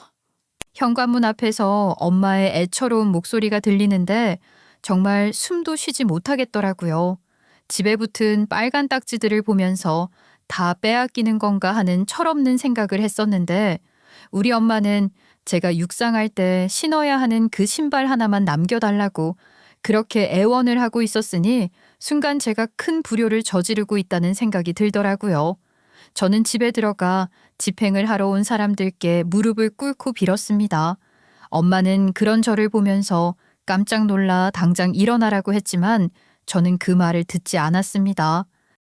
제가 어떻게든 육상으로 성공해서 아버지가 진 빚 다 갚을게요. 저요, 운동 잘하거든요. 저 달리기 진짜 빠르거든요. 제가요, 이 신발만 돌려주시면 그만큼 뜀박질 열심히 해서 보답할게요. 이 신발 얼마 하지도 않는 건데 이거 하나 압류 안 한다고 해서 크게 달라질 거 없잖아요. 아이 참, 이렇게까지 말을 하는데 대신에 정말 잘 뛰어서 집안을 일으켜야 한다. 내가 믿고 주는 거야. 저는 그 신발을 품에 안고 달렸습니다. 1분 1초도 낭비를 할 시간이 없었습니다. 어떻게든 육상 선수가 되어야 했고 소속을 얻어서 월급을 받아야 한다고 생각을 했습니다. 저는 그 신발 바닥이 다 닳아서 구멍이 뚫릴 때까지 신기로 마음을 먹었습니다. 저희 집은 빨간 딱지가 다 붙고 집도 경매로 넘어가게 되었기 때문에 이모가 살고 있는 작은 아파트로 이사를 가게 되었어요. 아버지께서는 면목이 없다 하시며 어떻게든 돈을 벌어오시겠다고 지방으로 떠나셨죠. 지방에는 일자리가 있는지 모르겠지만 아버지께선 매달 꼬박꼬박 조금의 생활비를 보내주셨습니다. 사실 그 돈은 이모집에서 얹혀 살면서 내야 할 관리비조차 되지 못했어요. 저희는 이모에게 기생을 하면서 살아야 했습니다. 이모는 싫은 소리를 한 번도 하진 않으셨지만 작품을 그려야 할 시간에 예민하셨어요. 평소에 늘 혼자서 작업을 하셨다가 저와 엄마가 같이 살게 되면서 집중을 하지 못하고 방해를 받으셨나 봐요. 이모의 스트레스도 쌓여가고 화장실에 가는 것조차 눈치를 봐야 하는 상황에 저와 엄마도 스트레스를 받고 있었죠. 저는 고등학교를 졸업한 뒤에 실업팀에 들어가서 선수 생활을 하려고 했지만 기량이 충분히 나오지 않았어요. 걱정이 많기도 했고 집에 돈이 없으니까 학원을 다닐 수도 없는 상황이었죠. 기초 체력이라든지 근력 연습을 하려면 학교에 마련되어 있는 운동시설이라든지 아니면 학원, 헬스장에 가서 운동을 해야 했는데 저희 학원과 헬스장은 돈이 없어서 다니질 못했고 저희 학교는 일반 인문계 고등학교라서 운동시설이 마련되어 있지 않았거든요. 제가 할 수 있는 일은 계속해서 학교 운동장을 뛰는 일밖에 없었습니다. 그러니 제대로 준비를 한 친구들에 비해서 기량이 떨어질 수밖에 없었죠. 다들 전문적으로 관리를 받는데 저는 무식하게 부딪히는 수밖에 없었으니까요. 결국에는 저에게 조언을 해주시는 선배께서 실업팀에 들어가는 것은 무리일 것 같다고 대학에 가보는 게 어떻겠냐고 말을 하셨습니다. 대학에 들어가게 되면 운동을 전문적으로 배울 수도 있고 또 복수 선택으로 체육 지도교사 자격증을 취득할 수 있다고도 했어요. 나중에 육상을 못하게 되었을 때 아이들이라도 가르쳐야 하지 않겠냐고 말을 하더라고요. 정말 좋은 조언이었지만 저의 현실에는 있을 수 없는 일이었습니다. 저희 집은 저를 대학에 보내줄 수 있는 돈이 없었거든요. 그럴 돈이 있었으면 꾸준히 학원을 다니면서 제 역량을 다 펼칠 수 있게 배웠을 텐데요. 저는 무조건 실업팀에 들어갈 수 있는 방법을 찾아야 했습니다. 그래도 체전에서 성적을 냈었기 때문에 지방에 있는 실업팀에서라도 콜이 오지 않을까 생각을 했었는데 다들 끼리끼리 운동을 한다는 말이 맞더라고요. 저는 늦게 시작하기도 했고 어디 추천이 있는 상태도 아니었고 인맥이 있는 건 더더욱 아니었잖아요. 이런 운동 같은 건 인맥도 무척이나 중요하다고 하더라고요. 연줄이 없는 저를 누가 알고 갖다 쓰겠습니까? 저는 그렇게 수능도 포기하고 실업팀 입단 준비를 하다가 결국 이것도 저것도 아닌 상태가 되었습니다. 뭐라도 해야 했던 저는 무작정 제가 다녔던 학원에서 청소를 시작했습니다. 관장님께 사정사정을 해서 부탁을 드렸습니다. 청소를 하고 정리를 하고 학원에서 일을 하게 해달라고요. 돈은 한 푼도 받지 않을 테니 운동을 시켜달라고 빌었습니다. 관장님께서는 고민 끝에 허락을 해주셨습니다. 여전히 아버지는 지방에 계셨고 20살이 된 저는 운동을 하느라 정신이 없었고 엄마는 어떻게든 가게 빚을 갚는데 보탬이 되시겠다고 마트에서 일을 하고 계셨습니다. 전혀 줄어들 것 같지 않았던 빚이 조금씩 줄어드는 게 보였지만 제 인생의 앞날은 막막했죠. 나이를 한 살 한 살 더 먹어갈수록 답이 없었습니다. 실업팀에 들어갈 수 있는 나이가 지나가는 듯 했고 운동선수로는 피크라는 20대 초반을 날려버려야 했기 때문이었습니다. 한마디로 저는 더 이상 육상을 해서는 안 될 시기가 오게 된 것이었죠. 도대체 왜 대한민국에서는 살아남기 힘들다는 육상을 시작해서 그것도 애매한 실력으로 시작해서 낙동강 오리알 신세를 피하지 못했는가에 대해 고민을 하게 되었습니다. 사실 저는 운동을 했기 때문에 술이나 담배 같은 건 전혀 관심조차 없었는데 인생이라는 것에 한계를 너무 일찍 깨달아 버려서 그랬던 건지 관장님과 함께 체육관 문을 닫고 마시는 소주 맛에 빠져들기 시작했습니다. 그래도 늘 알딸딸할 정도로만 마셨고 몸을 가누지 못할 만큼 취한 적은 없었죠. 그날은 토요일이라 학원 문을 일찍 닫아서 5시부터 소주를 마시다가 저녁에 8시쯤 집으로 돌아가고 있었습니다. 그래도 몸이 뜨끈할 정도로 알딸딸한 상태였기 때문에 주변을 잘 살피면서 집에 돌아가고 있었는데 저희 학원 건물이 있는 곳에서 집 방향으로 가다 보면 종합학원들이 즐비한 큰 도로가 나옵니다. 건물을 통째로 쓸 만큼 대형인 학원도 있었고 상가마다 단과 학원들도 있었어요. 그 사이에 횡단보도를 건너려고 기다리고 있는데 신호등이 고장이 난 건지 빨간불에서 계속 멈춰 있더라고요.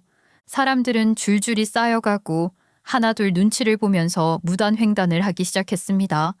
저는 술도 마셨겠다. 위험한 행동을 하고 싶지 않아서 돌아가려고 했는데 학원 수업이 급한 학생들이 하나둘 무단횡단을 하더라고요. 속으로 혀를 찼죠. 공부가 그렇게 중요하다고 한 블럭만 돌아가면 되는 건데 무단횡단을 할까 싶어서요. 그런데 그때 한 여자아이가 무단횡단을 하려고 뛰는 순간 저 멀리서 오토바이 한 대가 속도를 줄이지 않고 달려오는 것이 보였습니다. 하는 소리와 함께 발을 내디딘 것은 본능적인 일이었습니다. 그리고 눈을 떴을 때 저는 새하얀 천장과 코를 찌르는 소독약 냄새를 느꼈습니다. 그곳은 병원이었습니다. 저는 이게 어떻게 된 일인지 놀라 움직이려고 했지만 몸이 움직여지지 않는 신기한 현상을 경험했습니다.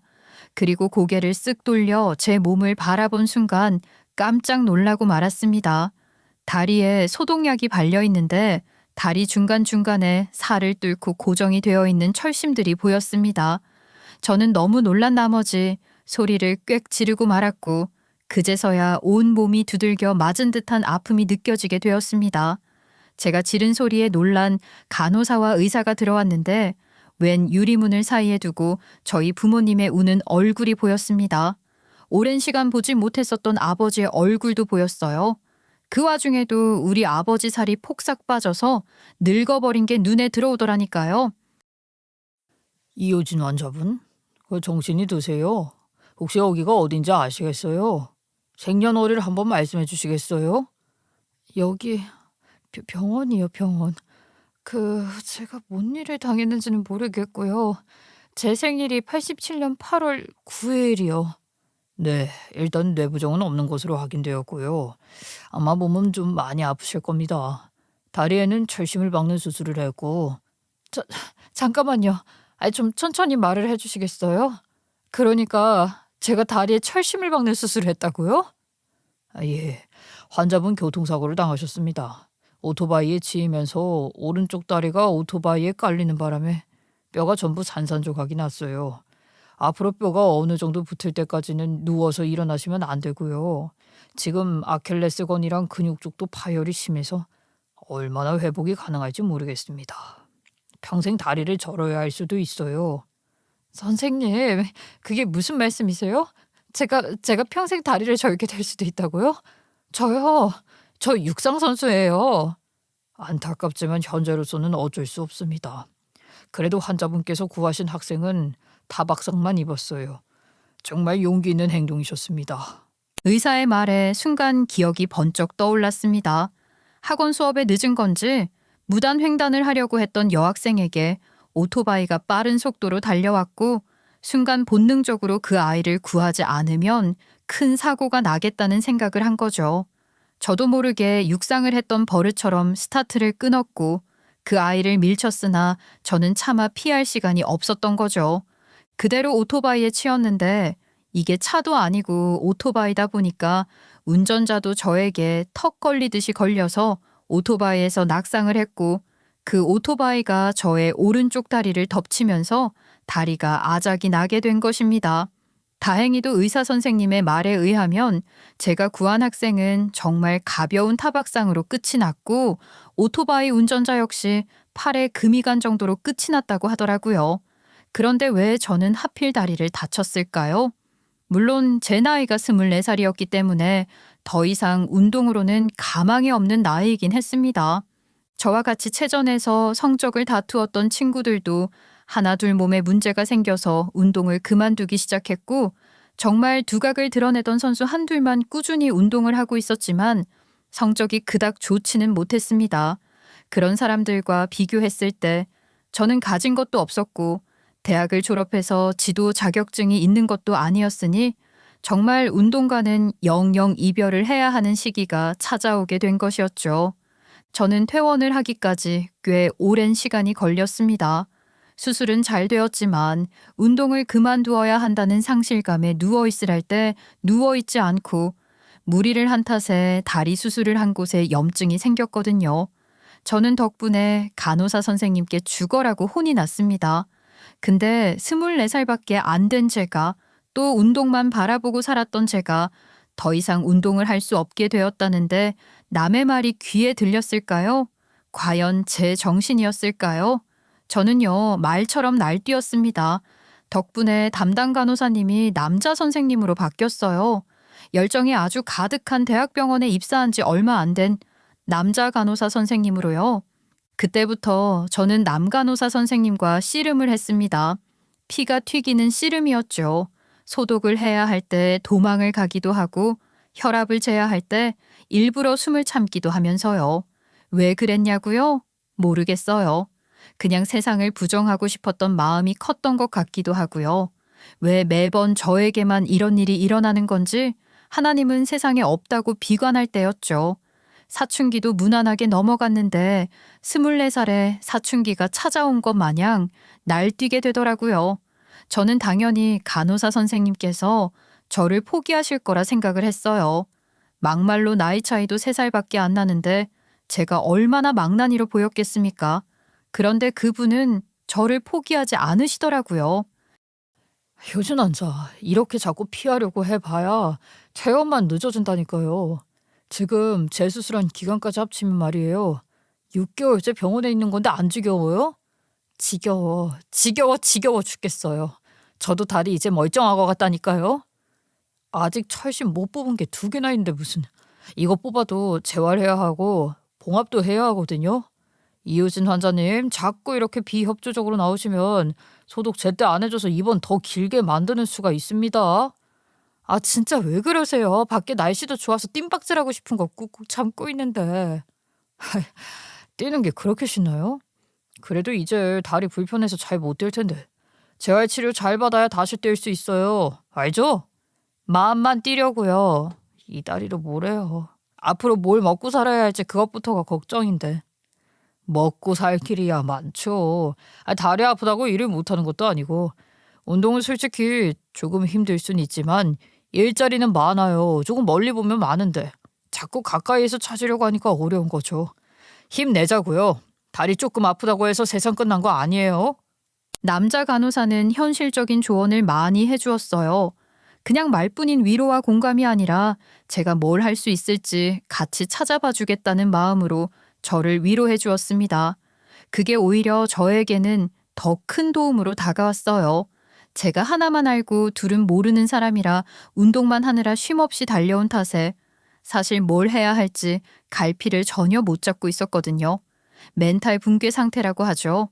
그러다 보니까 잘하는 것도 모르고 할 줄 아는 것도 모르고 그냥 이 세상에 어렵다고만 느껴졌었는데 남자 간호사는 그 옆에서 저에게 이건 어떠냐, 저런 것도 있다 쫑알쫑알 쉴 새 없이 귀찮게 했죠.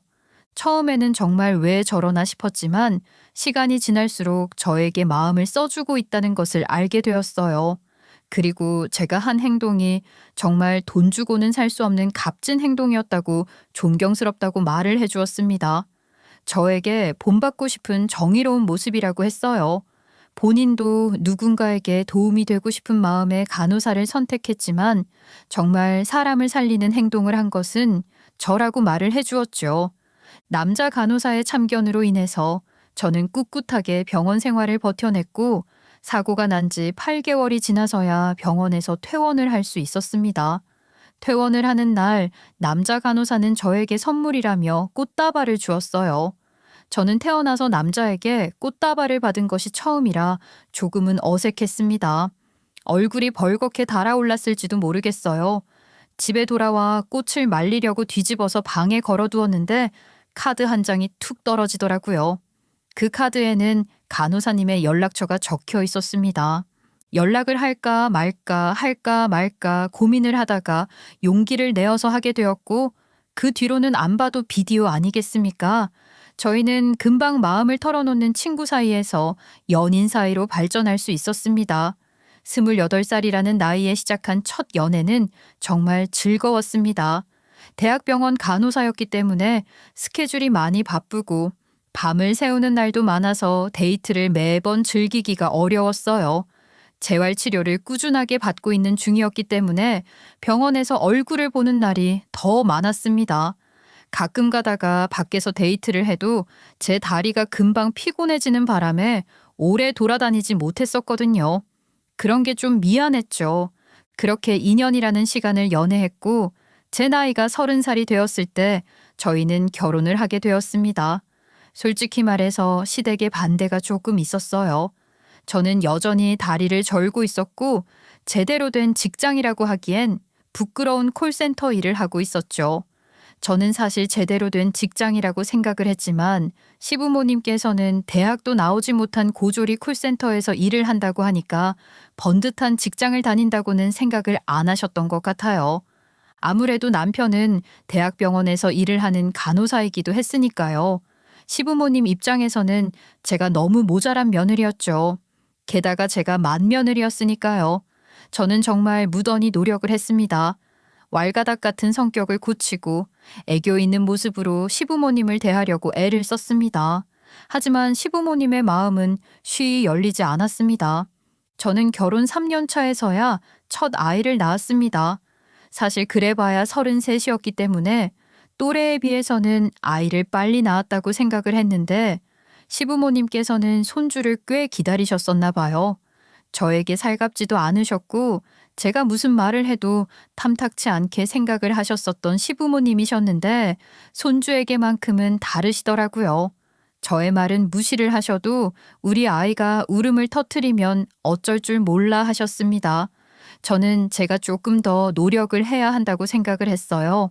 제가 제대로 된 모습을 꾸준하게 보여드리면 시부모님께서도 결국에는 저에게 마음을 열어주실 거라고 생각을 했습니다. 늘 진심이라는 것은 통하는 법이지 않겠어요? 제가 다리를 저는 이유에 대해서는 간단하게 사고라고만 설명을 드렸었어요. 구구절절 제가 한 사람을 구하다가 다친 거라고 말을 하고 싶지 않았습니다.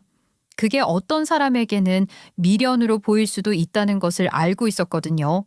남편에게도 비밀을 지켜달라고 했죠. 그 일로 점수를 따고 싶은 생각은 전혀 없었거든요.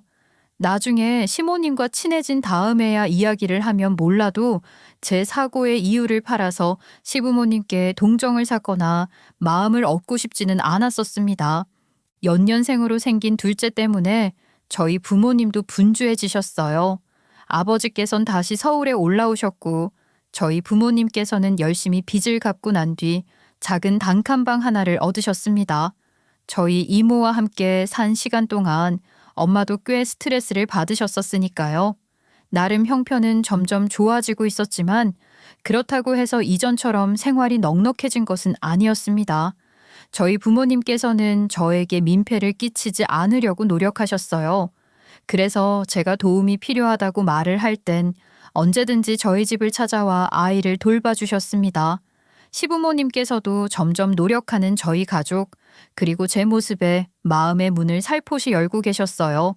그 변화가 몸으로 느껴져서 행복했죠. 하지만 또 시련이라는 것은 찾아오기 마련 아니겠습니까? 저희 남편에게는 남동생이 하나 있었습니다. 서방님께서는 저보다 1살 연상이었는데 대기업에서 일을 하고 계셨습니다. 제 나이가 38살일 때 결혼을 하셨는데 동서가 정말 대단한 사람이었습니다. 법대를 졸업하고 변호사 일을 하다가 잠깐 쉬고 있는 사람이었어요. 변호사로 일을 하니 몸이 너무 축나고 스트레스를 받아서 잠시 마음을 재정비하고자 쉬고 있는 타임에 서방님을 만나서 연애를 시작했고 둘이 불같이 타오르는 사랑을 주체하지 못하고 아이가 생기면서 결혼식을 빠르게 올리게 된 것이죠. 그래도 동서가 변호사 배지가 있다는 것이 시부모님께는 무척이나 자랑스러운 일이었던 것입니다. 저에게 슬슬 마음의 문을 열고 계셨던 시부모님께서는 변호사 동서가 들어오면서 마음이 온통 동서에게 쏠리고 말았죠. 저는 그래도 노력을 했습니다. 형님 무슨 애정 결핍 같은 거 있으세요? 나? 아니, 그런 거 없는데? 왜? 아니, 좀 이상해요. 꼭 어머님, 아버님께서 저를 칭찬해 주시려고 하면 형님이 그렇게 끼어서 분위기가 이상해진달까요? 그랬어. 나는 그저 대화에 참여하고 싶었던 것뿐인데. 동서, 나 그런 거 아니니까 너무 나쁘게만 생각하지 말아줬으면 좋겠어. 동서는 엄청난 새침대기였어요. 그리고 솔직히 말해서 동서가 받는 칭찬을 가로채려고 한 행동도 아니었고 저도 그냥 궁금해서 뭔데요 하고 끼어든 것뿐인데 동서가 너무 과민하게 반응하고 있다는 생각이 들더라고요. 스펙이 대단한 동서였기 때문에 칭찬을 받으면 무슨 좋은 일이 있었나 싶어서 저도 가족으로서 알고 싶었던 것뿐인데 동서 눈에는 그게 제가 눈치 없이 끼어드는 행동이라고 생각을 했나 봐요.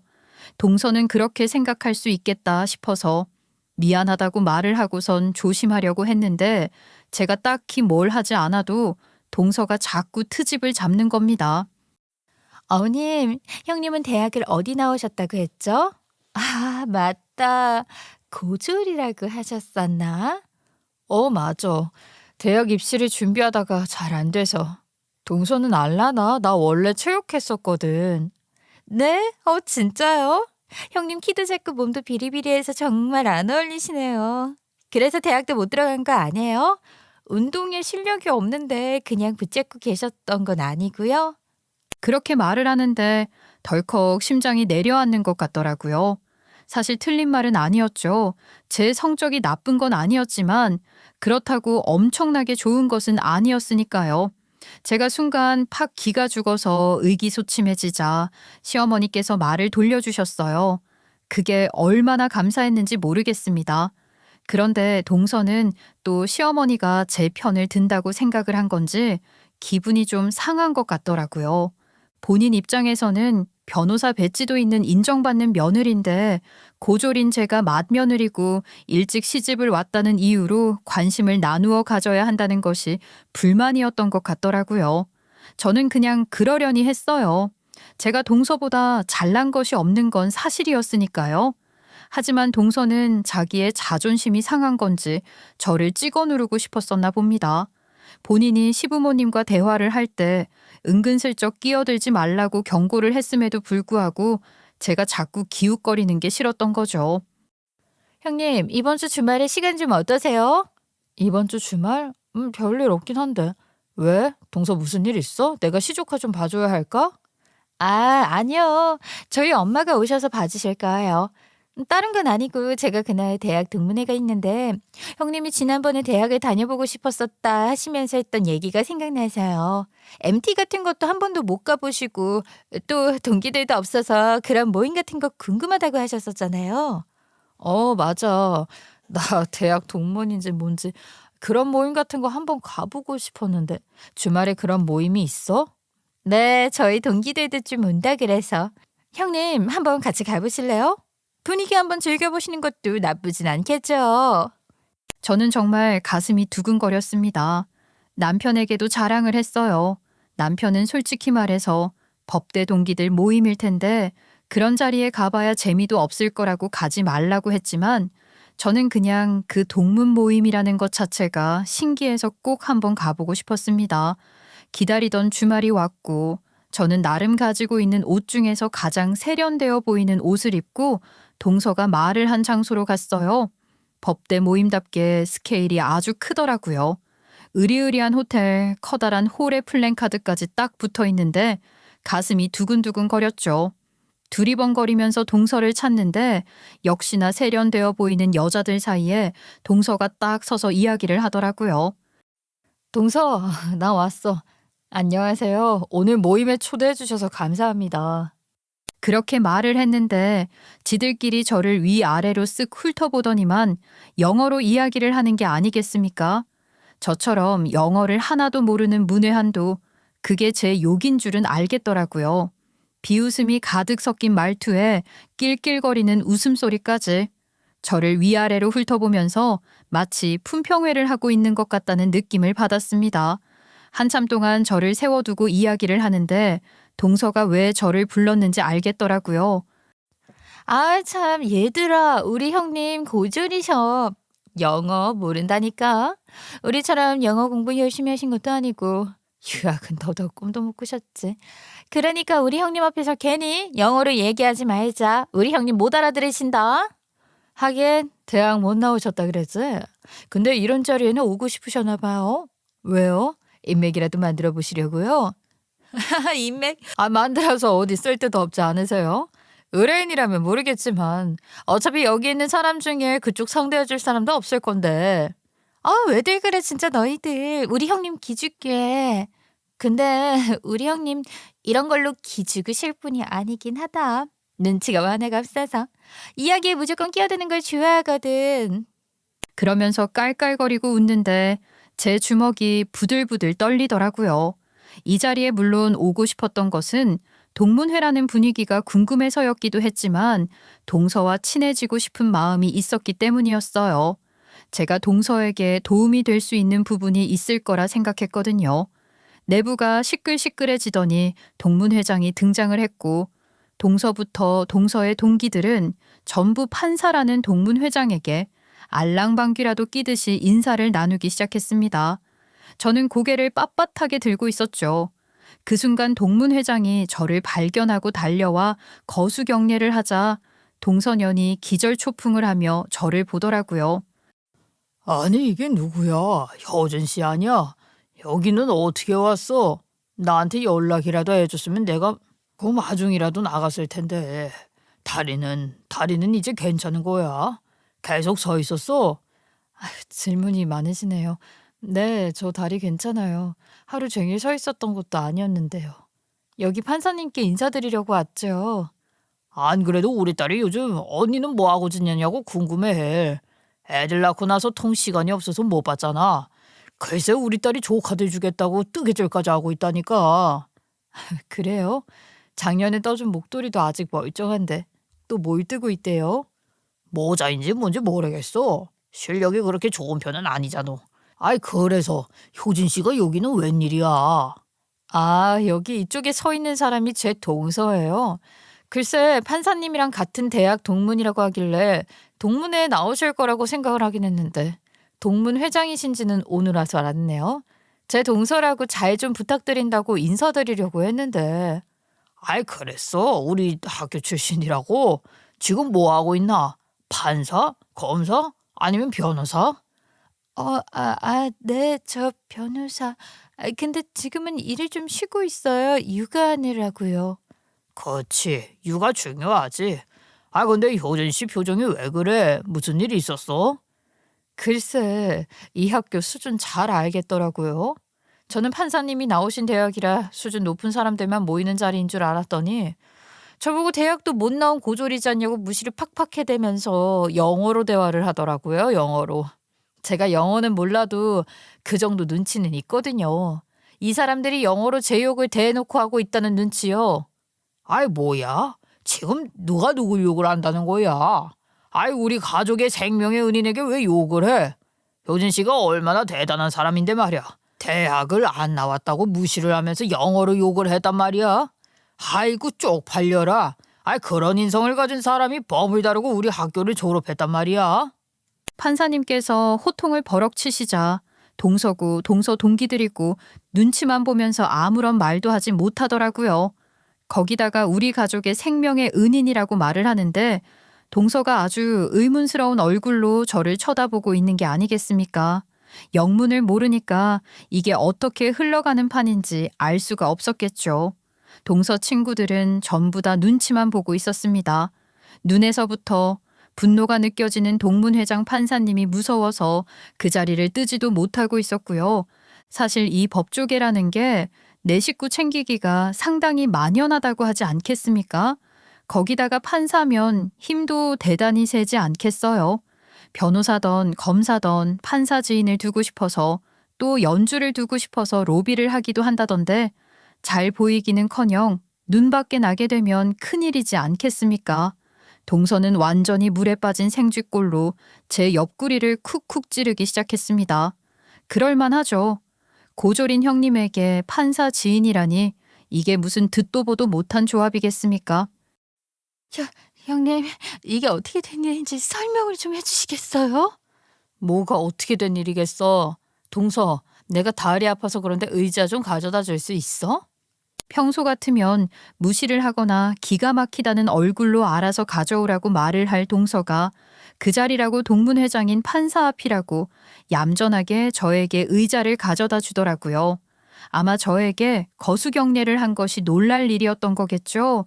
저에게는 익숙한 일이긴 했지만요. 저와 그 판사님의 인연은 제 사고의 날로 돌아가야 합니다. 제가 구했던 그 여학생 있잖아요. 그 여학생이 바로 동문회장이신 판사님의 유일무이한 딸이었거든요. 제 덕분에 간단한 타박상만 입게 되었지만 제가 크게 다쳤었기 때문에 판사님의 딸인 은희가 저를 정말 열심히 찾아와서 미안하다고 울고불고 사과를 했어요. 하지만 저는 이미 일어나 버린 사고이고 그 일로 인해서 은희를 원망할 생각은 전혀 없었기 때문에 괜찮다고 했었습니다. 당시 고등학생이었던 은희가 저 때문에 공부를 망치면 안 될 일이었으니까요. 저는 솔직히 육상을 강제로 그만두어야 했기 때문에 평생 다리가 낫지 않았으면 하는 바람도 조금은 있었어요. 그런데 은희와 남편이 꾸준히 저에게 용기를 주었고 제가 영영 일어나지 못하면 은희가 평생 죄책감 속에서 살아야 할지도 모른다는 생각에 마음을 고쳐먹고 재활치료를 받기 시작했습니다. 제가 밝음을 되찾고 건강해지기 시작하면서 은희도 다시 마음을 먹고 공부를 하기 시작했고 은희의 부모님, 그러니까 판사님 부부도 저에게 진심으로 고맙다고 말을 해주셨어요. 사실 저는 그냥 제 인생을 다시 한번 똑바로 살아보자는 마음을 먹었던 것뿐인데 주변에서 다들 고맙다고 말을 해주니까 대단한 일을 한 것 같은 기분이 들더라고요. 그 이후에도 제가 남편과 연애를 시작하고 결혼을 하고 아이를 낳았을 때까지 은희와는 쭉 연락을 했고 제가 생명의 은인이라며 은인의 부모님께서도 저에게 매년 선물을 사주시고 좋은 밥을 먹여주시고 그랬습니다. 저희 집에 일어나는 대소사에 관심을 가져주셨고요. 은희 역시 외동딸이라 외로웠다며 저를 친언니라고 생각하고 싶다고 했어요. 저랑 7살 차이가 나는 은희는 남자친구가 생길 때마다 저에게 소개를 시켜주기도 하고 저의 아이들에게 좋은 이모가 되고 싶다면서 육아 서적까지 사서 공부를 하기도 했습니다. 저는 그런 은희를 구할 수 있어서 정말 다행이라고 생각했어요. 저렇게 밝고 예쁘고 아름다운 아이가 이 세상에서 걱정 없이 아무 탈 없이 살 수 있게 된 것에 저의 용기에 감사한 마음을 가졌죠. 은희네 가족 모두 저에게 똑같은 마음을 가지고 있었습니다. 제가 결혼을 하고 나서 일부러 다리를 어떻게 다치게 되었는지 말을 안 했다는 이야기는 앞에서 잠깐 했었잖아요. 저는 제가 잘한 일이라고 생각한 게 아니라 당연히 해야 할 일이라고 생각을 했을 뿐이었습니다. 이 일로 인해서 점수를 따고 싶은 생각도 없었고요. 결혼을 한 지 8년 차가 지나가고 있었지만 시부모님께 괜히 관심을 끌고자 이 사건을 이야기하는 것은 아니라고 생각을 했었지만 동서가 알게 모르게 자꾸 저를 이뤄내는 것 같으니까 일부러 동문회에 찾아가서 판사님과 동서를 인사도 시켜주고 제 다리 이야기도 하려고 했었던 것입니다. 저에게는 계획적인 일이었어요. 그러는 김에 동서의 인맥도 뚫어주고 또 저와 동서의 사이도 회복할 수 있었으면 좋겠다고 생각을 했던 것이었습니다. 동서도 경력 단절로 인해서 변호사 사무실에 취업하기가 어렵다는 이야기를 시어머니께 얼핏 들었거든요. 도움이 되고 싶어서 찾아온 것이었는데 결국에는 동서가 스스로 무덤을 파는 일이 되어버린 거죠. 그러니까 판사님 따님분의 생명을 구한 게 우리 형님이라고요? 어머나 세상에. 저희 형님이 정말로 정의로우신 분이세요. 육상에 전공하셔서 그런지 달리기가 참 빠르셨나 보다. 근데 어쩜 그런 좋은 일을 하셔놓고 지금까지 말 한마디 없으셨어요? 그 상황에서 당연히 해야 할 일을 한 것뿐인데 이게 뭐 자랑거리라고. 근데 이렇게 개무시를 당할 줄 알았으면 미리 자랑이라도 좀 해둘 걸 그랬지? 동서 동기들한테 내가 고졸이라고 무시를 당할 줄이야. 법조인이라고 해서 다들 정의로운 거 아니라니까. 어쩜 이렇게 학벌로 사람을 개무시하고 사람 앞에다 두고 영어로 욕을 하고 그럴 수가 있어? 욕이라니요. 오해세요. 저희는 그냥 조금만 소외감을 느끼게 하면 된다고 했어. 저도요. 간단한 영어 단어들은 알거든요. 바보니 다리 병신이니 그런 말 하나 모를까 봐서요. 제가 그렇게 쏘아붙이니까 다들 아무 소리도 못하고 입을 다무더라고요.